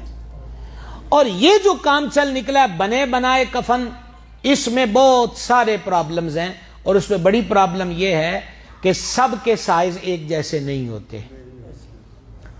نہ کپڑے میں اسراف ہونا چاہیے یعنی زیادتی، اور نہ کپڑے میں کمی ہونی چاہیے، اس لیے تھان سے لینا مناسب ہے۔ باقی پھر انہوں نے ہر بندے دی اپنی مشہوری ہے جناب، انہوں نے پھر وہ شیشی عطر کی رکھی ہوئی ہے۔ وہ ایک جلسے میں گیا تھا تو انہیں وہ عطر والی شیشی میرے اتنے چھڑکا دیتی، تو بڑی دیر تک اس کی بیزاری رہی ہے، بڑی عجیب سی خوشبو ہوتی ہے وہ جو مردوں پہ چھڑکاتے۔ شاید لوگوں نے سمجھ رکھا ہے کہ وہی ڈالنا ضروری، ہرگز نہیں۔ الکوہل سے پاک کوئی بھی اچھے سے اچھا عطر وہ ڈال دیا جائے تو جینے نو چاہیے کہ خوشبوواں والے کام ہی کر جائے، سبحان اللہ، سبحان اللہ، کہ ٹریا جائے گلیاں وچ تے جناب ہوں جی محکاں ویسے ہی آن کے حضور دا غلام جان رہے ہیں، یہ خوشبو کے سامان جیتے جی کر جائے۔ اب گھر سے پھول وغیرہ ڈالنا اس کی بالکل اجازت ہے، یہ ساری چیزوں میں ممانعت والی بات کوئی نہیں ہے۔ اس ضمن میں بات ہے کفن پہنا لیا، غسل دے لیا، کفن پہنا لیا، اگر خون نکلا یا یہ محسوس ہوا کہ اس کے پیٹ سے پیشاب وغیرہ نکلا ہے تو اس کو اثر نو غسل دینے کی کوئی ضرورت نہیں ہے، اس تکلف میں پڑنے کی حاجت نہیں ہے۔ جنازے کو لے کر چلنا، جنازے کو لے کر چلنے سے پہلے ایک بہت بڑی بات سوچنے کی ہے جو اولیاء کرام نے، صوفیاء اعظام نے توجہ دلائی۔ وہ کہتے بندے غور کر، بڑی ریج نال تو کوٹھی بنائی سی، ایک ایک شے سجا کے رکھی، حتیٰ کہ تیرا واش روم بھی گھر میں ہی رہ گیا، پر تو گھر میں نہیں رہ سکتا۔ ادھر میت ہو گئی، ادھر مسئلہ بن گیا کتنے بجے چکنا ہے، کتنے بجے جنازہ پڑھانا ہے۔ اگرچہ ہماری شریعت جلد مطالبہ کرتی ہے، یہ بھی میں آپ کی خدمت میں عرض کر دوں کہ یہ بھی ایک قابل توجہ مسئلہ ہے کہ فوت شدہ کا جنازہ کتنی دیر بعد کیوں نہ ہونا ہو، اس کو فوتگی کے بعد کچھ دیر کے بعد غسل دے دینا چاہیے، جو کہ ہمارے ہاں مروج نہیں ہے۔ اور یہاں پر ایک پرابلم آتی ہے، وہ یہ ہے کہ اگر روح کے نکلتے وقت وجود پہ جو شدت ہوتی ہے اس کی وجہ سے اس کے پیٹ سے نجاست نکلی ہے تو غلاظت موجود ہے، اور ارد گرد عورتیں یا بچے بیٹھ کے قرآن پڑھ رہے تو اس کی اجازت نہیں کہ غلاظت کی بو اٹھ رہی ہو اور اس کے قریب بیٹھ کر قرآن پڑھا جائے۔ اگر نہلایا نہیں اور غلاظت کا تصور یا اس کی بو موجود ہے تو ایسی صورت کے اندر قرآن یا یاسین پڑھنے والے کو چاہیے وہ دوسرے کمرے میں یا دوسری جگہ پر، کیونکہ نجاست والی جگہ پہ ذکر اذکار کرنے کی اجازت۔ آپ نے پچھلی نشست میں سنا تھا نا کہ جن واش روموں کے اندر بیچ میں فاصلہ نہیں رکھا گیا، دیوار نہیں ڈالی گئی، یا شیشے کا یا المونیم کا دروازہ بیچ میں نہیں لگا دیا گیا، تو بیچ میں ہی وہ WC ہے اور ساتھ ہی شاور ہے، ساتھ ہی اس کے بیسن ہے، اس میں بیسن پہ وضو کرنا ہے تو وہاں بسم اللہ نہ پڑھے، کیونکہ حکم ہے کہ موضع نجاست یعنی گندگی والی جگہ پر بسم اللہ شریف یا درود شریف یا ذکر اذکار ہے۔ اور اس کا بہتر طریقہ کیا ہے کہ اگر بیسن پر ہی وضو کرنا ہے تو ایک بیسن داخلے والی جو دیوار ہوتی دروازہ اس کے دائیں بائیں لگوا لیں، باہر کھڑے ہو کر واش روم سے بسم اللہ بھی پڑھیں، کلمہ بھی پڑھیں، درود بھی پڑھیں، کوئی حرج والی بات نہیں، وہی بات یہاں پر ہوگی۔ تو لہٰذا آزاد کشمیر میں، بلکہ ہمارے ایک پیر بھائی آزاد کشمیر سے بھی آئے نشست کے لیے، اور 2 درویش تو ایسے ہیں، وہ دنیا پور کے قریب علاقہ ہے ٹھٹھا صادقہ آباد، وہ صبح سے موٹر سائیکل پہ نکلے ہیں ٹھٹھا صادقہ آباد سے، وہ وہاں سے یہاں پر پہنچ گئے ہیں۔ تو اللہ تعالیٰ سب کو جزائے خیر دے، یہ ان کی محبتیں ہیں۔ اس کا مطلب یہ ہے کہ ان لوگوں کا دور دراز سے آنا یہ ہمارا حوصلہ بڑھا رہا ہے۔ ہاں میں تو تانوں آکھیا ہے کہ تسی مہینہ ساڈے کول رہو سارے ہی، ایک دفعہ سارے مسئلے سیکھ کے تو پھر تانوں اجازت دئیے، کیا خیال ہے؟ چلو بہرحال ڈرنا نہیں ہے کہ یہ رکھ لیں گے، ہے نا؟ تو آپ جہاں جہاں بھی جائیں، حضرت نظام پاک نے اپنے ایک مرید سے پوچھا تھا کہ کہاں رہتے ہو؟ عرض کی حضور پہلے فلاں جگہ رہتا تھا، اب فلاں جگہ رہتا ہوں۔ فرمایا چل جتھے بھی رہ رب دا ہی رہ، اللہ کے بدل دے رہتے ہیں۔ نعرہ رسالت، نعرہ حیدری، نعرہ غوثیہ۔ تو صوفیاء فرماتے ہیں کہ ہر شے گھر وچ رہ گئی، گاڑی گھر میں رہ گئی، بینک بیلنس بینک میں، کپڑے سیف میں، وہ سنگ مرمر، وہ اعلیٰ درجے کے قالین، وہ اعلیٰ درجے کا فرنیچر، ہر شے رہ گئی۔ 2 بجے جنازہ اٹھایا جائے گا، جناب لوگ گھڑیاں دیکھ رہے ہوتے ہیں اور گھور کر دیکھ رہے ہوتے ہیں، 2 بج گئے، وہ دریوں پہ بیٹھے ہوتے ہیں، سب سے پہلے اٹھ کے کھڑے ہو جاتے ہیں۔ اس کا مطلب یہ ہوتا ہے گھر والے زیادہ تاخیر نہ کریں، اسی ویلے نہیں۔ وہ ہنستا بنستا گھر جس کی یہ رونق ہوتا تھا، آج سب کو چھوڑ کر، ہر شے کو چھوڑ کر اکیلا نکلے گا۔ ساتھ کون گیا؟ حدیث پاک میں فرمایا ایک بندے کے 3 دوست تھے، ایک جگری یار، ایک گوڑا یار، ایک کدی کدی والا، گاہے ماہے والا۔ ادھر قبر کا بلاوا آ گیا تو وہ پہلے جگری یار کے پاس گیا کہ قبر والوں نے بلا لیا ہے۔ پتہ جگری یار کون تھا؟ فرما اس کا روپیہ پیسہ، اس کا سونا چاندی۔ انہوں نے کہا بھائی قبر والے نے بلا لیا، چلیں گا؟ انہوں نے ہنس کے کہا تیرا دماغ خراب ہو گیا ہے، اسی کدی کسی نال گئے ہیں؟ تجھے جانا ہے، ہم یہاں رہیں گے۔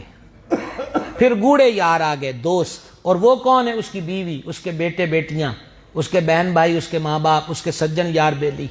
یار قبر کا بلاوا آ گیا ہے، کوئی ہیلپ کرو گے، ساتھ چلو گے؟ انہوں نے کہا میاں دروازے تک چھوڑ آئیں گے،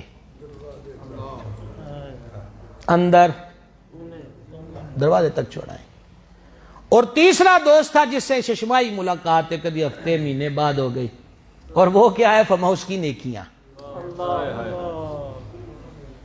یہی ذکر، درود، رب رسول کی یاد۔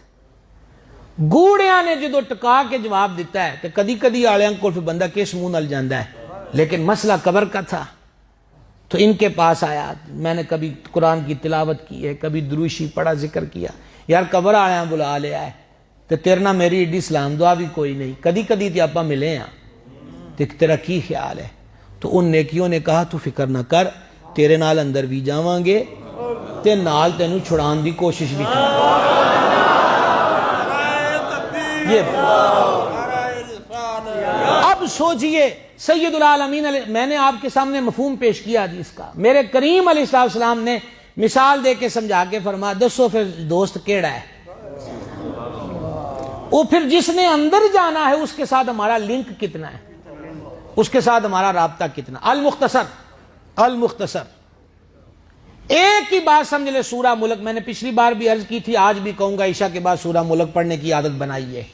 فرمایا یہ شفاعت کرنے والی سورت ہے، اگر گناہوں کی وجہ سے عذاب آنے لگا تو سورہ ملک بندے اور عذاب کے بیچ رکاوٹ بن جائے گی، کہے گی مولا یہ روز مجھے پڑھ کے سوتا تھا، یا کھرچ کے مجھے قرآن سے نکال دے، یا میرے پڑھنے والے کی بخشش کر دے۔ ایک سورت تو فرمایا جائے گا تو قرآن کا حصہ تجھے نہیں نکالتے، جا تیرا پڑھنے والا بخش دیتا۔ کتنے لطف کی بات ہے، سارے ہی چلے گئے، وہ نیکی آ گئی۔ تو کچھ دوستیاں ان چیزوں سے بھی گوڑی کریں ہم لوگ، جو قبر کی تنہائی کا مونس و غمخوار ہوں۔ جنازے کو لے کر کیسے چلنا چاہیے؟ آسان سا مسئلہ، فتاوی رضویہ میں سیدی اعلیٰ نے لکھا، طریقہ کار یہ ہے کہ جدھر جا رہے ہو میت کا سر ادھر ہو۔ سمجھ گیا آپ بات کو؟ جدھر جا رہے ہیں میت کا سر، چاہے ادھر قبلہ آ جائے، چاہے ادھر قبلہ آ جائے، چاہے ادھر قبلہ آ جائے، میت کی چارپائی کو موو نہیں کیا جائے گا۔ کہ بعض لوگ کہتے ہیں وہ پیر ادھر ہو گئے، ادھر ہو گئے، اب وہ پابند نہیں ہے، اس پر شریعت کا حکم نافذ نہیں ہے۔ درست طریقہ یہ کہ جدھر جنازہ لے کر جا رہے ہیں سر اس طرف ہونا چاہیے اور پاؤں پیچھے کی طرف۔ اگلی بات، جو سوار ہوں وہ بالکل آگے نکل جائیں یا اینڈ پر رہیں، جنازے کے ساتھ پیدل چلنا چاہیے۔ تیسری بات، جنازے کے ساتھ عورت کو جانے کی اجازت نہیں ہے، سختی سے منع کیا گیا ہے، عورت جنازے میں نہیں جا سکتی۔ نمبر 4، میت کو کندھا دینا، جنازے کو کندھا دینا 10 قدم، یہ عمل سنت ہے۔ آپ دیکھیں یہ میرا دایاں کندھا ہے، تو جب میت کا چہرہ ادھر ہوگا جدھر آپ کا رخ ہے اس طرف، تو میت کا دایاں کندھا پہلے میں دائیں کندھے پہ رکھ کے 10 قدم چلیں گے، پھر اس کے بعد پائنتی کی طرف آ جائیں گے پیراں والے پاسے، وہاں کا کندھے پہ رکھ کے 10 قدم چلیں گے، پھر بائیں طرف جا کر میت کا جو سرانے کا بایاں کندھا ہے وہ ہمارا بھی بایاں بن جائے گا، رکھ کر 10 قدم چلیں گے، اور پھر پائنتی کی طرف۔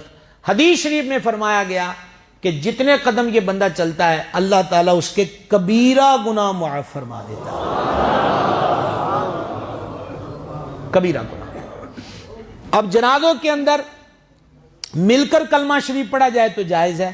اعلیٰ حضرت عظیم البرکت رحمۃ اللہ نے وصیت کی تھی جب میرا جنازہ لے جاؤ تو قصیدہ درود پڑھنا، شافع روز جزا تم پہ کروڑوں درود، دافع جملہ بلا تم پہ کروڑوں درود، گندے نکمے کمی مہنگے ہوں کوڑی کے 3، کون ہمیں پالتا تم پہ کروڑوں درود، ہم نے خطا میں نہ کی تم نے عطا میں نہ کی، کوئی کمی سرورا تم پہ کروڑوں درود، کیوں کہوں بے کس ہوں میں، کیوں کہوں بے بس ہوں میں، تم ہو میں تم پہ فدا، تم پہ کروڑوں درود۔ تو یہ اعلیٰ حضرت کی وصیت تھی کہ یہ پڑھتے پڑھتے جانا ہے۔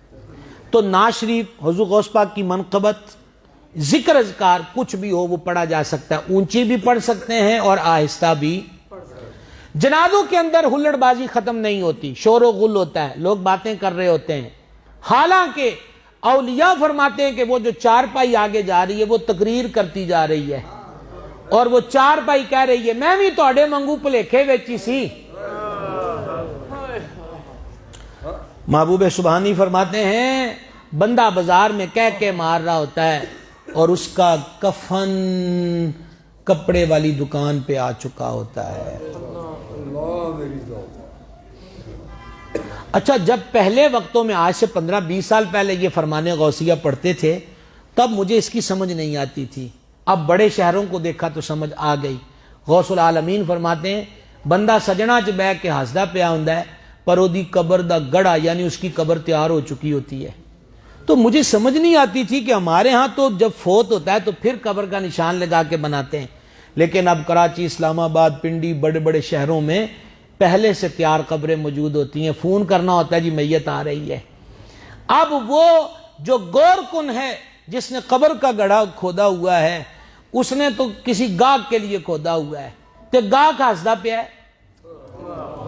ملک الموت علیہ السلام اس کو دیکھتے ہیں، امام سیوطی نے لکھا ہے بندہ کہہ رہا ہوتا ہے جی مکان تیار ہو گیا، اب بس آخری کام رہ گیا ہے، کل جناب پرسوں شفٹ ہونا ہے، تو ملک الموت اس کو دیکھ کے مسکرا رہے ہوتے ہیں کہ تو اتھے نہیں شفٹ ہونا، تیرا نام مالکہ میں نے دے دیتا ہے، تیری شفٹنگ کسی اور جگہ ہونی ہے۔ کفن بازار میں آ گئے، گڑے خود کے تیار ہو گئے، ہمیں خبر بھی نہیں ہوتی۔ بلے شاہ پتا تد لگ سی جدو چڑی پھسی ہتھ بازا۔ یقین جان لو، یقین جان لو، جے تانوں آپ ویکھیا نہیں آندا یقین تے ساڈی عرض تے یقین جان لو، وہ یہی ہے کہ اپنی تیاری آپ کر لئیے۔ ہن تے جنازے بھی منہ ملازے دینے تے فاتحہ بھی منہ ملازے دیے، 80% کم تے دکھلاوے دے ہو گئے تے ثواب کتھوں لبنا ہے؟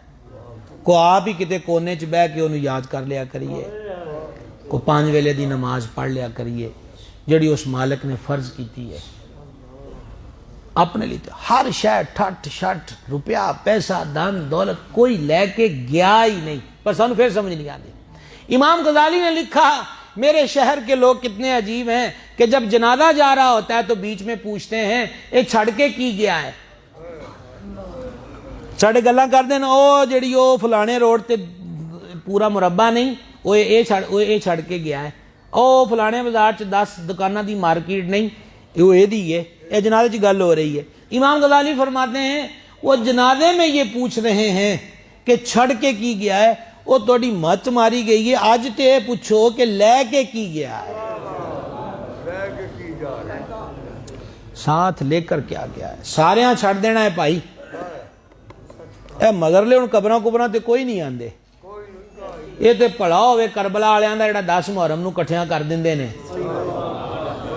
ہاں جی ساڈے وہ قبراں دی لیپا شیپی شروع ہوندی، اے میں نا اخیر ہو گئی، یہ 10 محرم نو چلو 9 نو 10 لوکاں نو یاد تے کو آندا ہے۔ یہ اسی 10 محرم کی بات ہے، میں اپنے ایک عزیز کی قبر پہ سمندری شیب میں گیا تو وہاں پر کچھ لوگ دور سے کہیں آئے تھے، تو وہ کسی سے پوچھ رہے تھے کہ ساڈے ابے دی قبر ایتھے ہوندی سی وہ کتھے ہے، یہ میرا دیکھی ہوئی بات، کوئی نہیں، آپاں اپنے تو یاد کر لیے، ساڈے کنے وچھڑ کے ٹر گئے جنہاں نو سال 2 سال 3 سال ہو گئے کدی یاد بھی آئے۔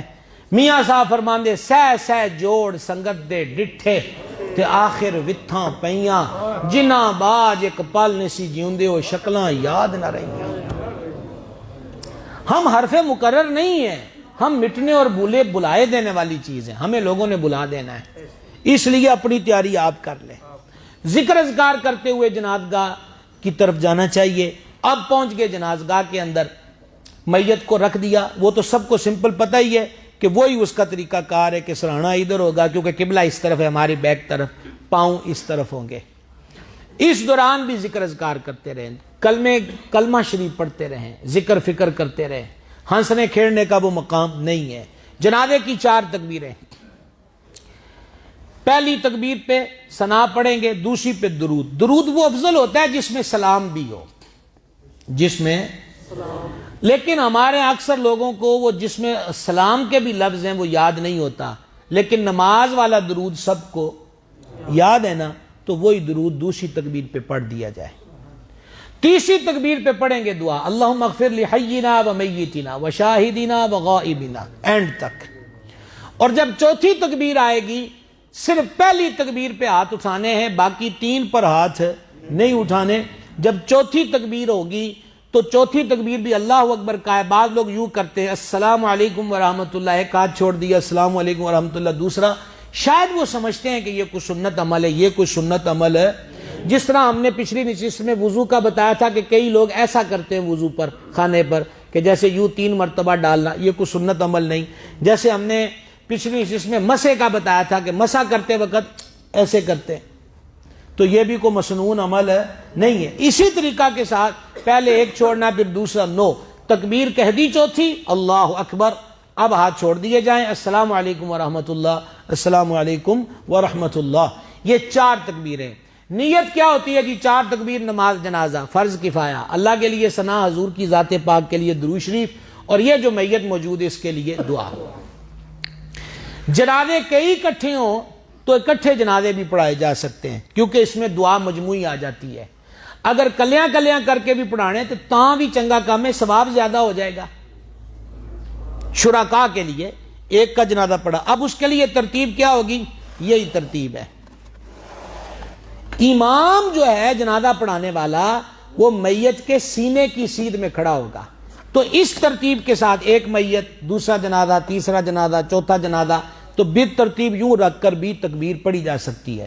آج کل ہم یہ دیکھتے ہیں بعض شخصیات کے جنازے ایمبولینس میں ہوتے ہیں، تو ایمبولینس کا مسئلہ بس اتنا ہونا چاہیے کہ وہ امام کا جو سینہ ہے اس سے اوپر اس کا لیول نہ ہو، تو میت جو ہے وہ سامنے ہو، چاہے ایمبولینس میں بھی تابوت پڑا ہوا ہوگا تو تب بھی جنازہ ہو جائے گا۔ جنازہ پڑھتے وقت جوتیوں کا مسئلہ یہ بڑا قابل توجہ ہے، وہ اس اعتبار کے ساتھ ہے، میں تو آپ کی خدمت میں عرض کروں فقہی باریکیوں میں جائے بغیر سیدھی سی بات کروں، اس مٹی تو آپ نہ ڈریا نہ کریے، ٹھیک ہے؟ یہ فرض کفایہ ہے نماز جنازہ، اللہ کی عبادت ہے، یہ سمجھ گئے آپ حضرات؟ لہذا مالک کے دربار میں کھڑے ہو کے ثنا پڑھ رہے ہیں نا، مالک کے دربار میں کہہ رہے ہیں یا اللہ ساڑھے جیندے بھی بخش دے، فوت شدہ بھی بخش دے، بندے بھی بخش دے، زنانیاں بھی بخش دے، مالک سے مانگتے ہیں، تو میرے بھائی جراباں خراب ہو گئی ہیں تو پھر کی ہویا؟ او نہیں ویکھدے جڑا ہر شے چھڑ کے اگے منجی تے پیا ہوا ہے، کیا ہو جائے گا؟ جس نے اچھا میرا مقصد ہے کہ چلو میں تو جناب لنڈے بازار تو جراباں لئیاں میں تو مسئلہ کوئی نہ ہویا، پر جناب بابو جی نے بھی تو چاہیے ہے جی انہیں کوئی 500-600 والیاں جراباں لئیاں نے، تو مطلب یہ ہے کہ وہ کول صفائی دا انتظام بھی تو ہے نا، تو جو جتی مطلب کہ 7000 والی ہے 8000 والی ہے تو وہ بھی مٹی دے 2 ذرے پہ گئے تو وہ بھی صاف ہو سکتی ہے، کسے اپنے آپ تو جدا ہونے والے نو جدا تے چنگے طریقے نال کریے، ٹھیک ہے۔ اور اس کا ایک بہترین طریقہ یہ عموماً لوگوں کی جیب میں رومال ہوتے ہیں، آج کل ٹیشو کا دور بھی بڑا ہے، نہ ہو تو جتھے اتنا کچھ کرنا ہے پتہ تو ہے نا کہ فلانے دے جنازے جانا ہے اور ممکن ہے وہ جنازگاہ میں نہ ہو گراؤنڈ میں ہو، تو کیا عرض ہے بندہ کپڑے کا بڑا پیس لے جائے، چپل اتار کے اس کو بچھا کے اس پہ پیر رکھ کے کھڑا ہو جائے۔ یہ میں آپ کو وہ مسئلہ عرض کر رہا ہوں کہ جس میں سر سے لے کر پاؤں تک ادب ہی ادب ہے۔ کیا چیز ہے جی؟ کیا چیز ہے جناب؟ ادب ہی ادب ہے۔ اللہ کے دربار میں بندہ چنگا نہیں لگتا جتیاں پا کے کھلوتا ہوئے، ٹھیک ہے نا جی؟ خاک ہونا ہے ایک دن، دعا کرو بس وہ مٹی نہ سانو کھا جائے، اتھے دے کیڑے نہ سانو کھا جائیں، اللہ تعالیٰ مہربانی کرے۔ حدیث میں مضمون موجود ہے جو مسجد کی صفائی کرتا ہے اس کی لاش گلتی سڑتی نہیں، صفائی کرنے والے دی ایڈی شان ہے جڑا مسجداں آباد کرے،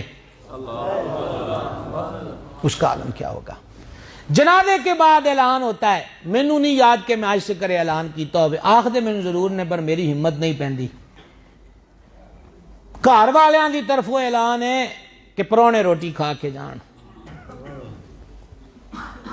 یہ موقع دعوت کا موقع نہیں، جو مسافر حضرات آئے ہیں ان کو برادری کے لوگ کھانا کھلا دیتے ہیں، اہل میت جو میت سے ریلیٹڈ رشتہ دار ہیں ان کے لیے کھانے کا انتظام ہونا چاہیے۔ اعلیٰ حضرت نے فتاوا میں لکھا کہ یہ جڑے ویسے ہی بڑھ لمبے لمبا پیرا دیکھا کسی نواں کرا کے ہی جانا ہے، ساتا کرا کے ہی جانا ہے، مطلب یہ بھی جڑے انہاں کو 4 پیسے بچے نے وہ بھی ان نہیں رہن دینے۔ میں آپ سے مذاق نہیں کر رہا، میں ایک سنجیدہ مسئلے کی طرف توجہ دلا رہا ہوں۔ نواں کرانا کوئی فرض نہیں ہے تے نالے رشتہ داراں دا وچ ہونا بھی فرض کوئی نہیں۔ آج تو 15-20 سال پہلے تو کوئی رشتہ دار آ کے یاسینہ بھی پڑھ لیندے سن، ہن تو بھی کوئی ٹاواں ٹاواں ہی ہے جڑا کوئی پڑھدا ہوئے چالیے تے آ کے ساتھ تے آ کے تے پھر کٹھے کس گل واسطے ہوئے ہیں؟ روٹی واسطے۔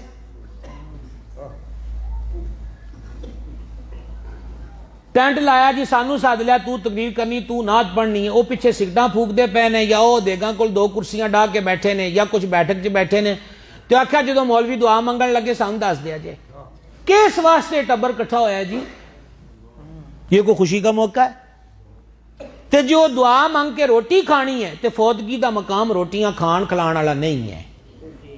یہ آپ کو میں مسئلہ بتا رہا ہوں، نواں کرا کے ہی جانا ہے، ٹھیک ہے؟ یہ مطلب یہ ہے کہ ایک بندہ اور لے لینا ہے انہاں دا، انہاں دے سیروں تے قرضہ چڑھا دینا۔ میں آپ سے مذاق نہیں کر رہا، نہ میری یہ عادت ہے نہ یہ سنجیدہ ماحول اس کا متقاضی ہے، اس کو مقروض کریں گے۔ یہ تے پتا کر لو کہ وہ تے بیچارے آپ روٹی جوگے نہیں سی، ایک انہاں دے گھر دا بندہ بچھڑ گیا ہے، سمجھ گئے آپ؟ یہ ابھی ہم پیر شری والے دن گئے تھے فیصل آباد، مغرب کا بیان تھا ہمارے حافظ رضوان صاحب کے ہاں، تو یہ جو ہمارا بائی پاس ہے اس سے پہلے وہ کوئی وین وغیرہ ٹکرائی رکشے والے، اس کی لاش پڑی ہوئی تھی سڑک کے کنارے پر۔ تو شاید میں نے اس دن کی دونوں تقریروں میں ذکر کیا کہ میرے دماغ پر وہ سوار ہے کہ بچے اس اڑیک وچ بیٹھے ہونے ہیں کہ ابا روٹی واسطے کچھ شاید شام نو لے کے آئے گا، پر جدوں گھر وچ دی میت پہنچ دی ہے تو پھر تو اس غریب نو پوچھو کہ انہاں تے ویدی کی ہے۔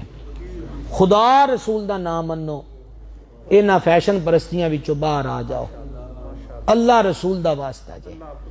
ہمارے یہ ختم ڈھونگ ہو گئے، معذرت کے ساتھ ہماری یہ چیزیں لائیو چل رہی ہیں، مجھے نہیں پتا بعد میں اس کا کوئی اور مسئلہ بنا کے کوئی شروع کر دے تو مینوں اودے نال غرض نہیں ہے، لیکن یہ کوئی بات نہیں کہ آ جاؤ جی ساڈے والد صاحب فوت ہوئے نے تے تواڈے واسطے زردہ پکایا ہے، چھوٹا گوشت پکایا ہے، نال پکوڑا چکن بھی کیتا ہے، سلاد بھی بنایا ہے تے تواڈے لیے انتظام بھی اسی بڑا VIP کیتا ہے، بڑی خوشی ہوئی ابے ہن ٹر گیا ہو تو روٹی کھوائیے۔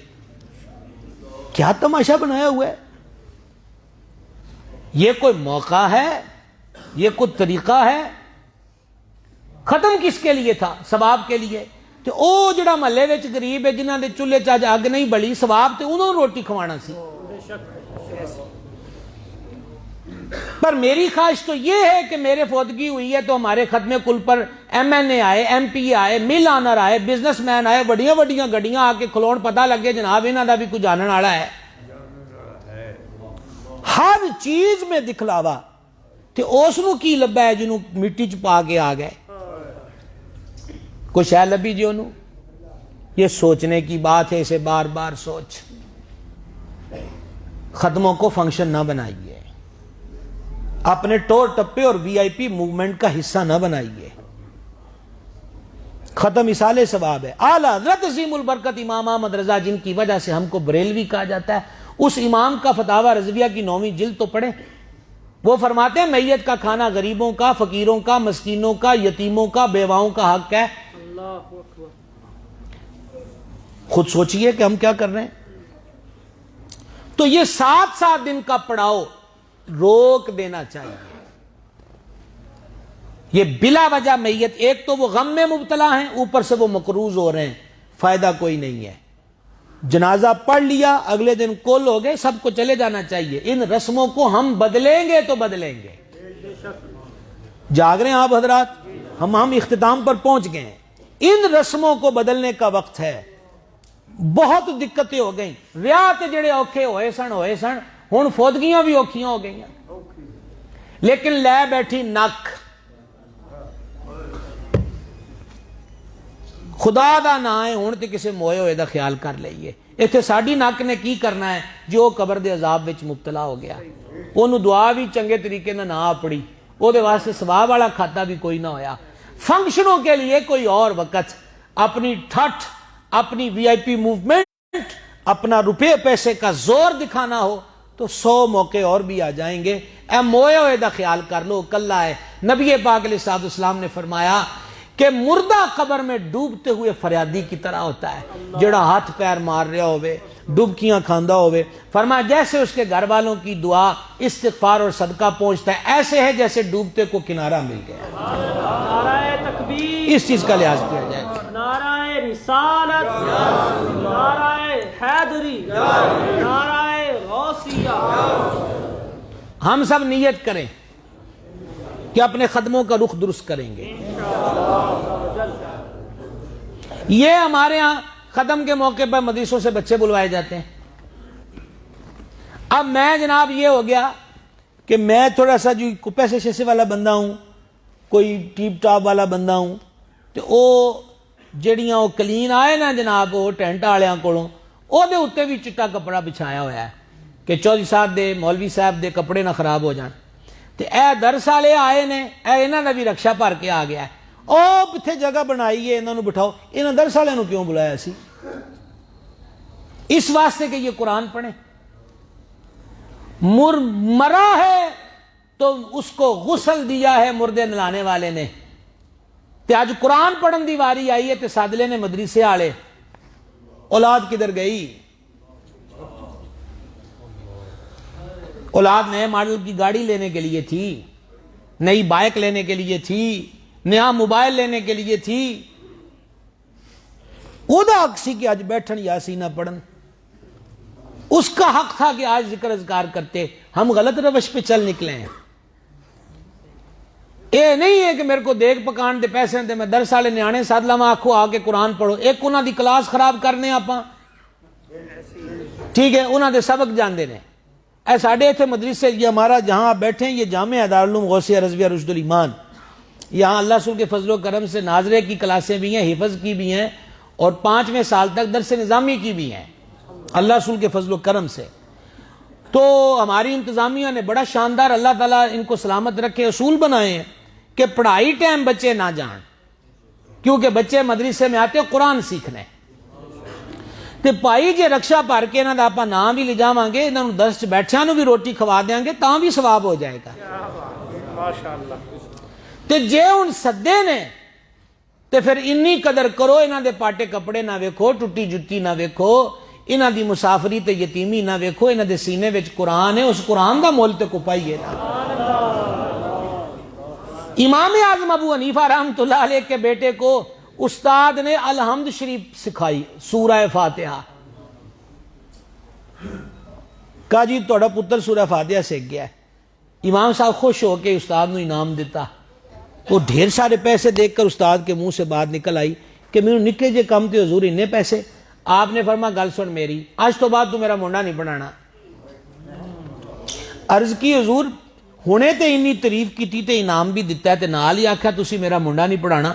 فرمایا میں تو سمجھتا تھا کہ تجھے قرآن کے علم کی اہمیت ہے, تو سورہ فاتحہ سکھانے کو چھوٹا کام سمجھتا ہے. تو یہ آکھیا نکے جے کام تے اتنے پیسے, وہ تو نکا سمجھتا ہے. جس کو اس بات کا علم ہی نہیں ہے میرا منڈا اس کو نہیں پڑھ سکتا. تو میری آپ سے ریکویسٹ ہے اولاد نو انجدہ بنا جائیے کہ اے بھی یاسین نہ پڑھن جوگے ہو جان, وگرنہ جس بھی کمائی سے ان کو ہم چیزیں بنا کے دے کے جا رہے ہیں انہاں موجاں کرنیاں بھگتنیاں آپاں ہیں. سمجھ رہے ہیں آپ میری بات کو؟ اس عرض پہ توجہ فرما رہے ہیں, مالک ہمارے حالوں پہ کرم فرمائے. اس سے اگلی بات جو ہے سوئیاں 10 کے قریب گھوم رہی ہیں اور میں چاہتا ہوں کہ 10 بجے تک عنوان مکمل ہو جائے. ابھی تو ہمارا سوالوں کا آپشن بھی تھا, لیکن میرا خیال ہے کہ میں کوشش کر رہا ہوں کہ سوال کی گنجائش نہ رہے.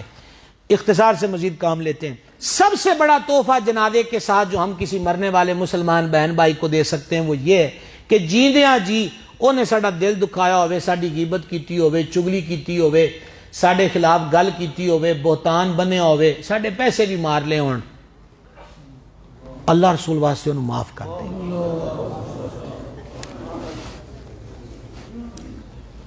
یہ روحانی دنیا کا آج کا نسخہ ہے آپ کو اس اسٹیج سے, اس کو معاف کر دیا جائے. بخاری میں حدیث ہے, ایک بندہ تھا مالدار تھا, کوئی پیسے لینے آتا اس کو دے دیتا, پھیلا ہوا تھا اس کا بزنس. اس کے جو مال تھے نا, اس کے نوکر جو پیسے وصول کر ہمارے وہ کاروبار کہتے اغرائی, آج اغرائی دا دن ہے, تو وہ کیا کرتے تھے, وہ ان کو بیچتے وقت کہتا تھا گل سنو, ایک تک گل جا کے آرام نال کرنی ہے, دوجا دیکھو نا کہ کوئی ٹائم اور مانگدا ہے تے نہیں کہنا کہ آج لاسٹ تاریخ سی انہوں اور ٹائم دے دیو. تے جے کسی دا بہتا ہی ماڑا حال ویکھو نا تو میں پیسے نہیں چاہیے دے, کھاتے چودہ نہ ہی کٹ دیا جائے. سرکار فرماتے ہیں وہ فوت ہو گیا, اللہ کے دربار میں پیش کیا گیا. مالک نے فرما 10 کوئی نیکی آخر ہے ہی کوئی نہیں. فرما کوئی تے ہوئے گی, مالک ہے ہی کوئی نہیں. اے کڈا ودیا بندہ ہے جڑا نا میرے کو نیکی کوئی نہیں. تے آپاں ایک ویلے دی نماز پڑھ لیے تو جناب ہمیں 2 بندیاں نہ لڑ پئی ہے کہ آج اسی نماز پڑھ لیے. اب یہ ہوا, فرما کوئی تو ہوگی. عرض کی مہربان تو نے مجھے مال دیا, میں کسی نے بوئے تو خالی نہیں موڑیا. میں اپنے وصول کنندگان کو کہتا تھا جبر نہیں کرنا, مہلت منگے مہلت ملنی ہے. اون جی حالات خراب دیکھو کاٹا مار دیا جے کھاتے چ. فرمایا تو بندہ ہو کے میرے بندیاں تے انیاں مہربانیاں کیتیاں تے اج تے پھر آیا ہے تو ساڈے کول ہے, جا تجھے معاف. حدیث میں فرمایا تم زمین والوں پہ رحم کرو, عرشوں کا مالک تم پہ رحم فرمائے گا. بہترین تحفہ ہے, دل وچ رکھی اور ٹر گیا ہے جی. اللہ رسول کی رضا کے لیے اسے معاف کر دیں بس. اس تو وڈا جنازے تو علاوہ اس تو وڈا تحفہ اور کوئی نہیں ہو سکتا زندہ بندوں کی طرف سے فوت شدگان کے لیے. رب رسول کے لیے معاف کر دیا جائے. تے جے اے ہوئے نہیں میں بدلہ لینا ہے, میں بدلہ لینا, رب بدلہ دلوائے گا. پر اے نہیں چنگی گل بھی کیس انج پیش ہوئے مولا انہیں بڑے روڑے بنائے پر انہیں معاف کرتا تو مالک فرمائے ویسی بھی کر دینے. یہ چنگا ہے نا جی, نہ کوئی روڑے نہ آپا رولی ہے, معاف کر دیا جائے. اس کے بعد قبر. قبر 2 طرح کی بنتی ہے, ایک بغلی ایک صندوق. صندوق سیدھی جو ہمارے یہاں بنتی ہے, بغلی سخت زمین میں بننی چاہیے, نرم زمین میں نہیں بننی چاہیے, کہ جانب قبلہ ایسا سوراخ بناتے ہیں کہ جس میں میت اندر منتقل کر دی جائے, لیکن اس کا حجم ایسا رکھا جائے. بعض ویڈیوز میں نے دیکھا اور یہ عرب میں ہوتا ہے کہ اس کو سختی کے ساتھ اندر گھسیڑتے ہیں, یہ اس کو تکلیف دینے والی بات ہے. سخت زمین میں وہ بنائی جائے. نمبر 2, قبر گہری کتنی ہونی چاہیے؟ سینے تک بندے کا جو قد ہے اتنی گہری فقہا کہتے بنا دی جائے. یقیناً آپ سن کے حیران ہوئے ہوں گے. عمومی گہری اتنی ہونی چاہیے کہ جتنا آدمی کا آدھا قد ہے, پر سینے تک گہری کیوں بنائی جائے؟ انہوں نے کہا اس میں 2 چیزیں ہیں, کہ وجود پھٹ جائے تو اس کی بدبو باہر نہ آئے. دوسرا جانور, یہ جس کو بجو کہتے ہیں ہم, جو قبروں میں اندر سراغ بنا کے جسم کھاتا ہے, یہ شاخ محقق نے بھی اور بھی فقہا نے لکھا ہے کہ اتنی گہری بنا دی جائے کہ جانور کی پہنچ سے اس کا جسم جو ہے وہ محفوظ ہو جائے. نمبر 3، زمین کا کوئی ایشو ہو، تار ہونے کا، یا وہاں کو پرابلم ہو، یا ارد گرد جانور اس قسم کے ہوں کہ وہ قبروں سے مردوں کو نوچ لیتے ہیں، تو ایسے مقامات پر لکڑی کا صندوق بنا کر میت کو دفنانا چاہیں تو اس کی بھی اجازت ہے، لکڑی کے تابوت میں بھی اس کو ڈال کر دفنایا جا سکتا ہے۔ یہ بات بھی سمجھ میں آ گئی جناب۔ اب یہ آ گئی قبر، اور یہاں لائیں میت، سمت سامنے رکھیں کہ ادھر قبلہ ہے، یہ سمت ذہن میں رکھیں، یہ ہے قبر، تو میت کو چارپائی پر ادھر سے لائیں کہ اس کو جانب قبلہ سے قبر میں اتارا جائے۔ قبر کے اندر کون اتارے گا؟ جتنے قریبی ہوں، نزدیک والے ہوں، اور بعض بزرگ تو وصیتیں کرتے تھے کہ کوئی سید زادہ لا دے قبر چ، سبحان اللہ، یہ بعض مشائخ کی وصیتیں ہوتی تھی کہ یار خوشبو بھی میرے تے چھڑکایا جائے کسی حضور دی اولاد پاک وچوں کو لب جائے تے قبر چ بھی جو حضور دی نسل کریم چوں کو لا چھڑے تو نہ آکھیا پھر چنگے گھر دا کوئی حوالے کر جائے کسے دے تو چنگا ہی ہوندا ہے، کوئی بھی نیک سالے قبر کے اندر اتار دے۔ اب یہاں ایک سوال ہے، میں اس میں اب بھی طوالت نہیں کرتا لیکن واضح کر دینا چاہتا ہوں، شوہر اپنی مردہ بیوی کا منہ دیکھ سکتا ہے، شوہر اپنی مردہ بیوی کے جنازے کو کندھا دے سکتا ہے، صرف اتنی بات ہے، یہ میرے ہاتھ پر آپ دیکھ رہے ہیں کوئی کپڑا ہے، کوئی چیز ہے نہیں ہے نا جی، یہ اب میں آپ کو مثال دینے لگ گیا ہوں، اب میں نے یہ چادر کی ہے تو اب بیچ میں کیا حائل ہو گئی، کہیں گے بلا حائل، اور جب یہ کپڑا آ گیا تو اب کہیں گے چادر حائل ہو گئی۔ بلا حائل مردہ بیوی کے جسم کو اس کا شوہر ہاتھ نہیں لگا سکتا، حائل ہو بیچ میں کوئی چیز جیسے کفن کا کپڑا تو اب وہ اس کو چھو بھی سکتا ہے، اس کی یعنی ضرورتاً اگر اس کو ضرورت ہے تو وہ اس کو ہاتھ بھی اس صورت میں لگا سکتا ہے۔ یہ جو لوگوں نے شروع کر رکھا ہے کہ بس میاں کو علیحدہ کر دو، یہ بیوی کا چہرہ نہیں دیکھ سکتا کندھا، لیکن ایک گزارش بہت ضروری ہے، ہمارے اکابرین نے لکھا ہے کہ سل سمٹ کی ہے وہ بھی آگ میں پکتا ہے، وہ سلیں جو ہوتی ہیں، اور بٹے کی اینٹیں وہ بھی آگ میں پکتی ہیں، ہر جگہ پر کچی اینٹ استعمال نہیں ہو سکتی، قبر کے اندر آگ کے آثار نہیں ہونے چاہیے، لہذا اندر اگر اینٹیں لگی ہیں یا سلیں لگی ہیں تو بعد میں اس کے اوپر مٹی کا لیپ کر دیا جائے تاکہ اس کے ہر طرف کچا کچا پن ہی ہو، ایک آگ کا اثر نہ ہو، سمجھ گئے جناب۔ اسی طرح قبر کے اوپر اگر بتی نہیں لگانی چاہیے، قبر کے اوپر چراغ یا موم بتی نہیں رکھنی چاہیے کیونکہ یہ اچھا شگن نہیں مانا جاتا، قبر کے آثار آگ کے آثار قبر پر نہیں ہونا چاہیے۔ قبر اونچی کتنی ہونی چاہیے؟ پہلی بات یہ یاد رکھیے، مسنون عمل یہ ہے کہ قبر جو ہے وہ اونٹ کی کوہان کی طرح ہو، ایسا انداز شیف پر۔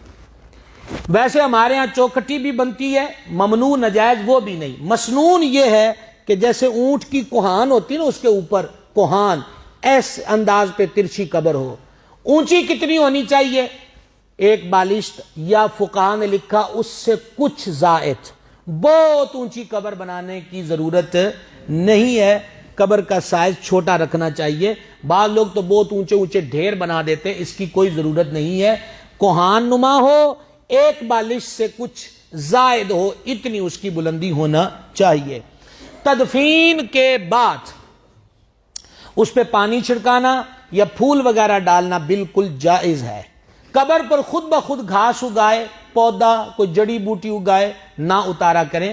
حدیث کے تحت یہ سبق ملتا ہے کہ جب تک تر چیز سبز چیز قبر پہ رہے گی اللہ کا ذکر کرتی رہے گی اور اس کے ذکر کی برکت سے قبر والے کے عذاب میں کمی آئے گی، ٹھیک ہے جناب۔ اسی طریقہ کے ساتھ تدفین کے بعد اذان پڑھی جاتی ہے، اذان پڑھنا فرض بھی نہیں واجب بھی نہیں، ایسا بھی نہیں کہ اذان نہ پڑھی تو بندہ گناہ گار ہوگا، ایسا بھی ہمارے اکابرین نے فتویٰ نہیں دیا کہ اذان نہ پڑھی تو مردے کو عذاب ہوگا، البتہ اذان اللہ کا ذکر ہے، اذان کی برکت سے فائدہ ہوتا ہے۔ امام قرطبی نے لکھا ہے کہ شیطان قبر کی دیوار تک پیچھا کرتا ہے، مر ربک ما دینک، وہ کہتا ہے میرا 10 میرا 10 میرا 10، اور صحیح مسلم کی حدیث ہے جب اذان پڑھی جائے تو شیطان کے پیٹ سے ہوا نکلتی اور 36 میل دور بھاگ جاتا ہے، اس لیے علماء نے کہا بعد میں اذان پڑھ دو، ایک تو شیطان بھاگ جائے دوسرا تیناں سوالاں دے جواب اذان وچ موجود نے۔ صحیح بخاری کی حدیث ہے جب ہم مردے کو دفنا کے چلتے ہیں وہ جوتوں کی چاپ سن رہا ہوتا ہے، اور بعض کتب میں 40 قدم ابھی گئے ہوتے ہیں کہ قبر کے اندر فرشتے اس کے پاس آ جاتے ہیں۔ لہٰذا اگلی بات ایک بہت بڑے بھلے کی بات ہے، اور وہ یہ ہے کہ 2-2.5 گھنٹے 3 گھنٹے اگر اپنے لوگ ہی دفن کے بعد قبر پر بیٹھے رہیں، ذکر اذکار کرتے رہیں، درود شریف پڑھتے رہیں، نعت پاک پڑھتے رہیں، تو اس سے اس بندے کا دل بہل جائے گا۔ میاں صاحب فرمایا سی لوئے لوئے پر لے کڑیے جے دودھ پانڈا پرنا، شام پئی بن شام محمد کر جانے نو ڈرنا۔ ابھی کتنی رونق ہے یہاں پر، جب آپ سب چلے جائیں گے یہ مسجد خالی ہو تو تب بھی ڈر لگے گا۔ کلے بندے نے کہنا وہ ایڈی وڈی مسجد دا حال میں کلا، سجے کھبے کوئی آبادی نہیں، ایڈے وڈے حال وچ بھی ڈر لگتا ہے کہ آپ حساب لا لیے کہ وہ کڈی وڈی ہے، 2.5 گز والی کوٹھڑی جتھے آپ جانا ہے۔ تو کوئی دفن کرنے کے بعد کچھ دیر وہاں ذکر اذکار کا سلسلہ کرنا چاہیے، اور تعزیت کی جائے میت کے ورثاء کے ساتھ۔ اور ایک مسئلہ یاد رکھیں، جنازہ جب پڑھ لیا تو بہتر طریقہ کہ گھر والوں سے اجازت لی جائے، لیکن اگر تدفین میں بھی شرکت کر لی تو اب وہ ویسے ہی فارغ ہے، اس کو گھر والوں سے اجازت لینے کی ضرورت نہیں۔ حدیث پاک میں فرمایا جڑا جنازہ بھی پڑھے تدفین چ بھی شرکت کرے اللہ اس کو 2 قرات اجر عطا کرے گا، اور 1 قرات احد پہاڑ جتنا ہوتا ہے۔ تقریباً جتنے مجھے مسائل موٹے موٹے ذہن میں آ رہے تھے میں بیان کرتا جا رہا ہوں۔ آخری مسئلہ، جو بچہ یا بچی ماں کے پیٹ میں فوت ہو گیا یا آدھا وجود اس کا سر سے سینے تک اس سے بھی کم تھا، فوت ہو گیا، مردہ بچہ بچی پیدا ہوئے تو ان کو ان کا جنازہ نہیں ہے اگر مردہ پیدا ہو۔ زندہ پیدا ہوا بچہ یا بچی صرف 1 سانس بھی لیا، صرف 1 سانس، غسل بھی ہوگا، کفن بھی ہوگا، جنازہ بھی ہوگا اور تدفین بھی ہوگی۔ مردہ پیدا ہوئے پانی بہا دیجئے، پاک کپڑے میں لپیٹ کر دفن کر دیا جائے، اور دفن کرنے کا مطلب یہ نہیں کہ مٹی کا گھڑا کھود کے پھینک کے اوپر مٹی ڈالیں، ہرگز نہیں۔ مردہ بچہ بچی پیدا ہوئے تو ان کو جب دفن کریں گے تو ویسے اوپر پھٹا یا سل وہ رکھ کر اوپر مٹی ڈالی جائے گی۔ 1 سانس بھی لیا تو غسل بھی ہے، کفن بھی ہے، جنازہ بھی ہے۔ مردہ پیدا ہوا پانی بہا کر پاک کپڑے میں لپیٹ کر صاف کپڑے میں دفن کر دیا جائے۔ نمبر 2، ہمارے ہاں یہ بات مشہور ہے، وہ یہ کہ اگر بچے کے کان میں اذان نہیں پڑی تو اس کا جنازہ نہیں۔ یہ بات سرے سے غلط ہے۔ اذان پڑی یا نہیں پڑی، 1 سانس بھی لیا ہے، 1 سانس بھی لیا ہے، غسل بھی ہے، کفن بھی ہے اور جنازہ بھی ہے۔ یاد رہ جائے گا بھائی، یہ بات یاد رہ جائے گی انشاءاللہ، یہ کریں گے۔ اور یہ بھی یاد رکھیں، بچہ مردہ پیدا ہو یا پیدا ہونے کے بعد 2 منٹ بعد بھی فوت ہو گیا ہو، بیٹا ہو یا بیٹی، اس کا نام ضرور رکھیں۔ روایتوں میں آیا جب سب کو ناموں سے بلایا جائے گا تو جس کا نام نہیں رکھا وہ شکایت کریں گے، یا اللہ میرے ماں پیوں نے دیکھے نا میرا نام ہی نہیں رکھا۔ اور آپ جانتے ہیں وہ جو ماں کے پیٹ میں فوت ہو گیا وہ کتنا اہم ہوتا ہے۔ ابن ماجہ میں حدیث ہے، ایسا بچہ حملے نا تمام یہ بھی قیامت کے دن پل صراط پہ آئے گا اور پل صراط پہ رک جائے گا۔ یہ سنن ابن ماجہ کی حدیث ہے۔ فرمایا جائے گا جا جنت میں، کہا میں نہیں جاؤں گا۔ تو نہیں جائے گا؟ کہا میرے ماں باپ دوزخ میں ہیں، کہا ان کو گناہوں کی سزا مل رہی ہے، کہا نہیں جاؤں گا جب تک یہ جنت میں نہیں جاتے۔ فرمایا اس کے ناڑو کو کنڈی لگائی جائے گی اور کہا جائے گا او جھگڑالو سٹ کنڈی دوزخ چ، اپنے ماں باپ کو نکال اور جنت میں ساتھ لینا چاہیے۔ تو نام رکھیں۔ مشکات شریف میں بعض لوگوں میں یہ غلط بات بھی مشہور ہے، وہ یہ کہ قیامت والے دن ماں کے نام سے پکارا جائے گا۔ حدیث شریف میں ہے قیامت والے دن تمہیں تمہارے باپوں کے نام سے پکارا جائے گا، اس لیے اچھے نام رکھا کرو۔ معذرت کرتا ہوں کہ میں نے آخری مسئلہ کہا تھا، لیکن یہ کہتے کہتے مجھے ایک اور اہم مسئلہ یاد آ گیا، وہ یہ کہ قبریں گر جائیں تو کیا کیا جائے۔ یہ شدید اس کی ضرورت ہے. عرض یہ ہے جب ہم کسی کو مٹی دے آتے ہیں یعنی دفنا آتے ہیں، اب وہ ہمارا بیچ میں عمل دخل کی اجازت، اس کو کہتے برزخ، پردے والی جگہ. حتیٰ کہ قبر کھلی ہو تو علماء نے لکھا ہے کہ وہ دیچ بھی چاتی نہیں مارنی چاہیے. بعض لوگ بڑی گہرائی سے دیکھتے ہیں کفن ہے کہ نہیں، لاش ہے کہ نہیں، وجود ہے کہ نہیں. ہرگز نہیں. کہا یہ اللہ کے رازوں میں سے اب راز ہے. ٹھیک ہے. بارشوں کی وجہ سے کسی سبب سے قبر ڈھہ جائے، گر جائے، تو بعض لوگ تو یوں کرتے ہیں کہ پھر مستری سدو، پھر مٹی کڈو، پھر سلنا کڈو. سرے سے غلط کام ہے. بے پردہ کام نہ کیا جائے، اس کی اجازت نہیں ہے. وہ اللہ کے رازوں میں سے ایک راز ہے. جنی مٹی بے پردگی کیتیوں بغیر ٹھیک ہو سکتی ہے. سیل ماڑی جی کھسکی ہے، کٹ کے سدھی کیتی جا سکتی، کر دی جائے. نہیں، کچھ بھی ہو، اندر مٹی چلی گئی، اوپر ایک اور سیل ڈالیے، قبر سیدھی کیجئے اور اوپر مٹی ڈال دیجئے. سارے مردے کو اندر سے اس کے وہ مٹی نکالنا اور اس کا کفن دیکھنا اور یہ وہ، اس کی اجازت نہیں. یاد رکھیں یہ اب اس بندے اور مولا کے درمیان پردے والی دنیا ہے. یاد رہ جائے گا جناب، یاد رہ جائے گا انشاءاللہ. یہ ضروری باتیں ہیں. انشاءاللہ تعالی ہمیں کچھ مشورے ملیں کہ ہفتہ کی جو اتوار کی شب ہوتی ہے وہ بہت زیادہ بیزی ہوتی ہے، تو اگرچہ میں نے تو یہی حساب لگایا کہ دن ویلا کوئی بھی نہیں. تو بہرحال میں انشاءاللہ اپنی جو ہماری انتظامیہ ہیں ان سے مشاورت بھی کروں گا اور ہماری اگلی تاریخ فائنل ہو جائے گی. 17-18 دن کا کم و بیش پھر وقفہ ہوگا اور ہماری اگلی نشست کا موضوع ہوگا قضا نمازیں کیسے ادا کی جائیں. سوال آئے ہیں. اور دوسرا سنیے گا، دوسرا قضا نمازیں کیسے ادا کی جائیں. اور آج کے موضوع کی آدھی قسط اس نشست سے جڑی ہے کہ جو فوت ہو گیا اس کے ذمے روزے یا نمازیں ہوں تو اس کے سر سے کیسے اتارے جائیں. یہ دو موضوع ذہن میں آ جائیں گے آپ کے. فوت شدگان پہ نمازیں ہوں، روزے ہوں تو کیسے اتارے جائیں گے، اور قضا نمازیں اس کے بارے میں حکم شرعی کیا ہے. یہ بہت بنیادی اور اہم مسئلہ ہے. اس پر اگلی ہماری نشست ہوگی. بیٹا جلدی بولیں گے، ٹائم.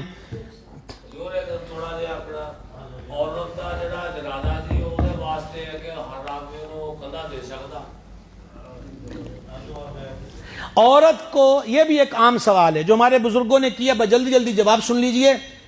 دیکھیے، عورت کا جنازہ اس کے 4 پائی کا پاوا اس نے کندھے پہ رکھنا ہے، اس میں میت کا چھویا جانا نہیں پا رہا. عورت کو قبر میں اس کا باپ اتارے گا، بیٹا اتارے گا، بھائی اتارے گا. پہلی چیز، اگر وہ یہ خاص رشتے موجود نہیں تو قریبی رشتہ دار اتاریں گے.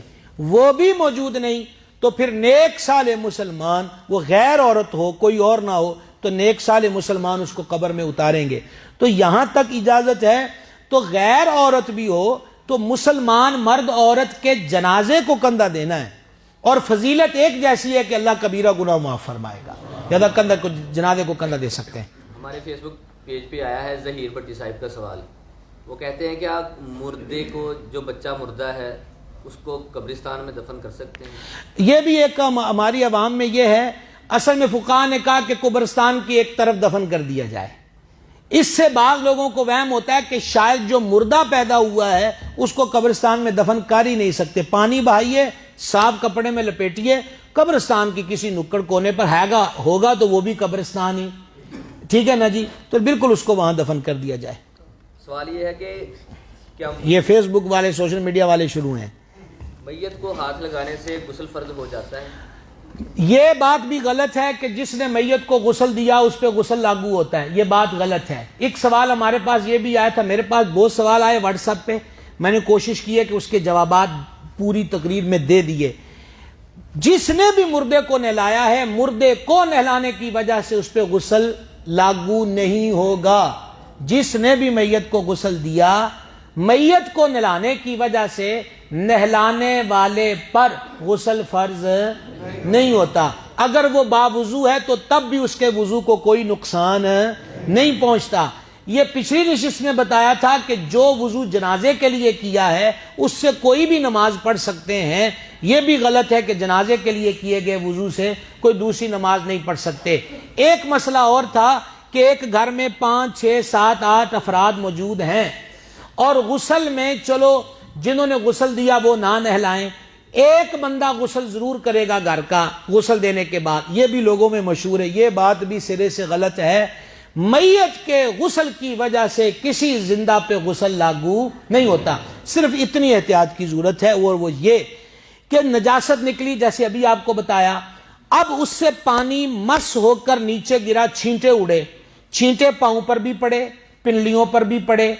یہاں آ کر اتنی احتیاط کی ضرورت ہے کہ اپنے اتنے حصے کو کپڑے کو دھو لیں اگر اس کو پتا ہے کہ نجاست لگ گئی. یہ بھی وہم پر حکم نہیں دیا جائے گا, وگرنہ میت کو نہلانے کی وجہ سے کسی پہ غسل فرض نہیں ہوتا. جی جلدی. صاحب کا سوال ہے کہ سنت کے مطابق چارپائی اٹھانے کا کیا طریقہ ہے اور صحابہ کرام علیہم رضوان اس عمل مبارک کو کیسے؟ یہ طریقہ آپ کی خدمت میں عرض کر دیا, دانا کندھا دائیں پہ رکھ کے پھر پائے کی طرف دانا, پھر بایاں, پھر پاؤں کی طرف بایاں.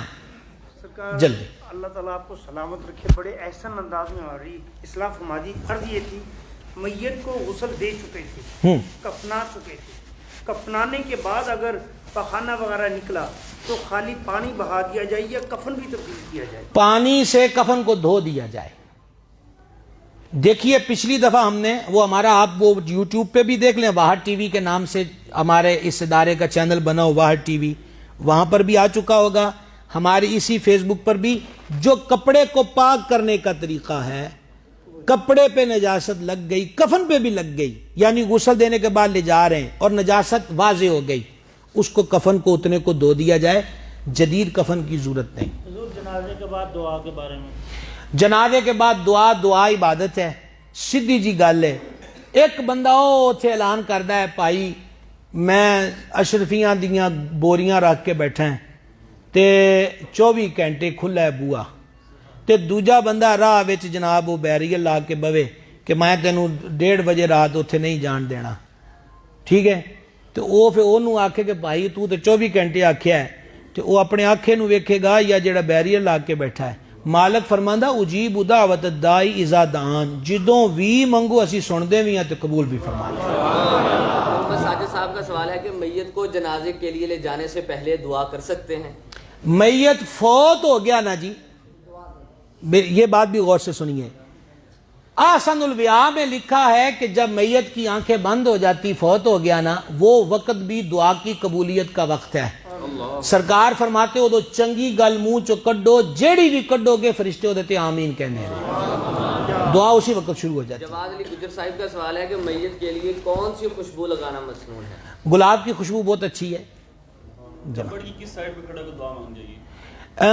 منہ میت کی طرف ہو, پشت قبلے کی طرف ہو, دعا مانگنے کے لیے. اور رات کو کلام دعا کرنے کی دعا 24 گھنٹے مانگ سکتے ہیں. یہ جو ہے کہ مغرب کے بعد فاتحہ وصول نہیں ہوتی, ایسی کوئی بات نہیں, 24 گھنٹے دعا مانگ سکتے ہیں. البتہ جب رات ہو جائے تو اکیلا قبرستان نہیں جانا چاہیے, صرف اتنی بات ہے, اکیلا نہ جائے.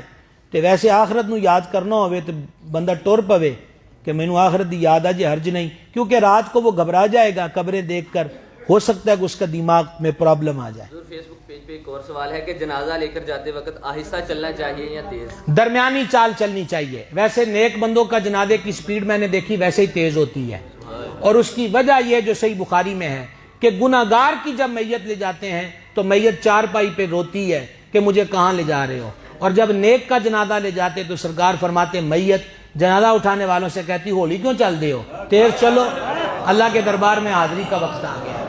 صاحب کا سوال ہے کہ میت پر پانی ڈالنے کا کیا طریقہ ہے؟ یہ تو اس میں مشہور ہے کہ پہلے ولی اکبر ڈالے پھر ولی اصغر ڈالے. یہ مسئلہ ہم بیان کر چکے کہ غسل میں قریبیوں کا حق پہلا ہے, لیکن یہاں کوئی تقسیم نہیں کہ ویسے جو ادب اداب ہوتے پہلے بڑا پھر چھوٹا, اس میں کرنے میں حرج نہیں ہے. شاہزمان صاحب کا سوال ہے کہ اگر عورت ایام مخصوصہ میں انتقال کر گئی تو اسے کتنی بار؟ عورت اگر حیض و نفاس کے اندر ہو, یعنی جو عورتوں کے ایام ہوتے ہیں, اس حالت میں عورت فوت ہو جائے تب بھی غسل ایک ہی ہے. یہ نہیں ہے کہ جیسے کہتے ہیں حمل والی عورت کو, حیض و نفاس والی عورت کو, ان کے بارے میں یہ کہہ دیا جاتا ہے کہ 2 غسل دیں 3 غسل, نو, ایک غسل سے سارے غسل ہو جائیں گے, علیحدہ علیحدہ غسل کی ضرورت نہیں. جی اصغر صاحب کا روٹی میت کی طرف سے علامہ اسماعیل حقی نے تفسیر البیان میں لکھا، یہ حدیث سن لیجئے گا، میت کی روح آتی ہے اور وہ کہتی میری ماں، میرے باپ، میرے بیٹے، میری بیٹی، میرے بھائی، میری بہن، کوئی نیکی کر کے ثواب بخش دو، کسی بھوکے کو کھانا کھلا کے ثواب بخش دو، ایک لقمہ کسی بھوکے کو کھلا کے ثواب بخش دو۔ یہ تفسیر البیان میں حدیث ہے۔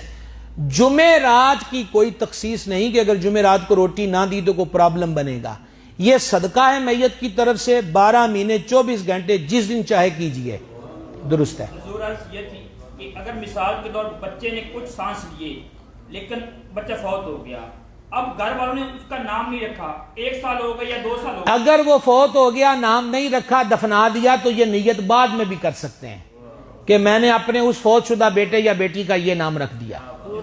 میت کو دفنانے سے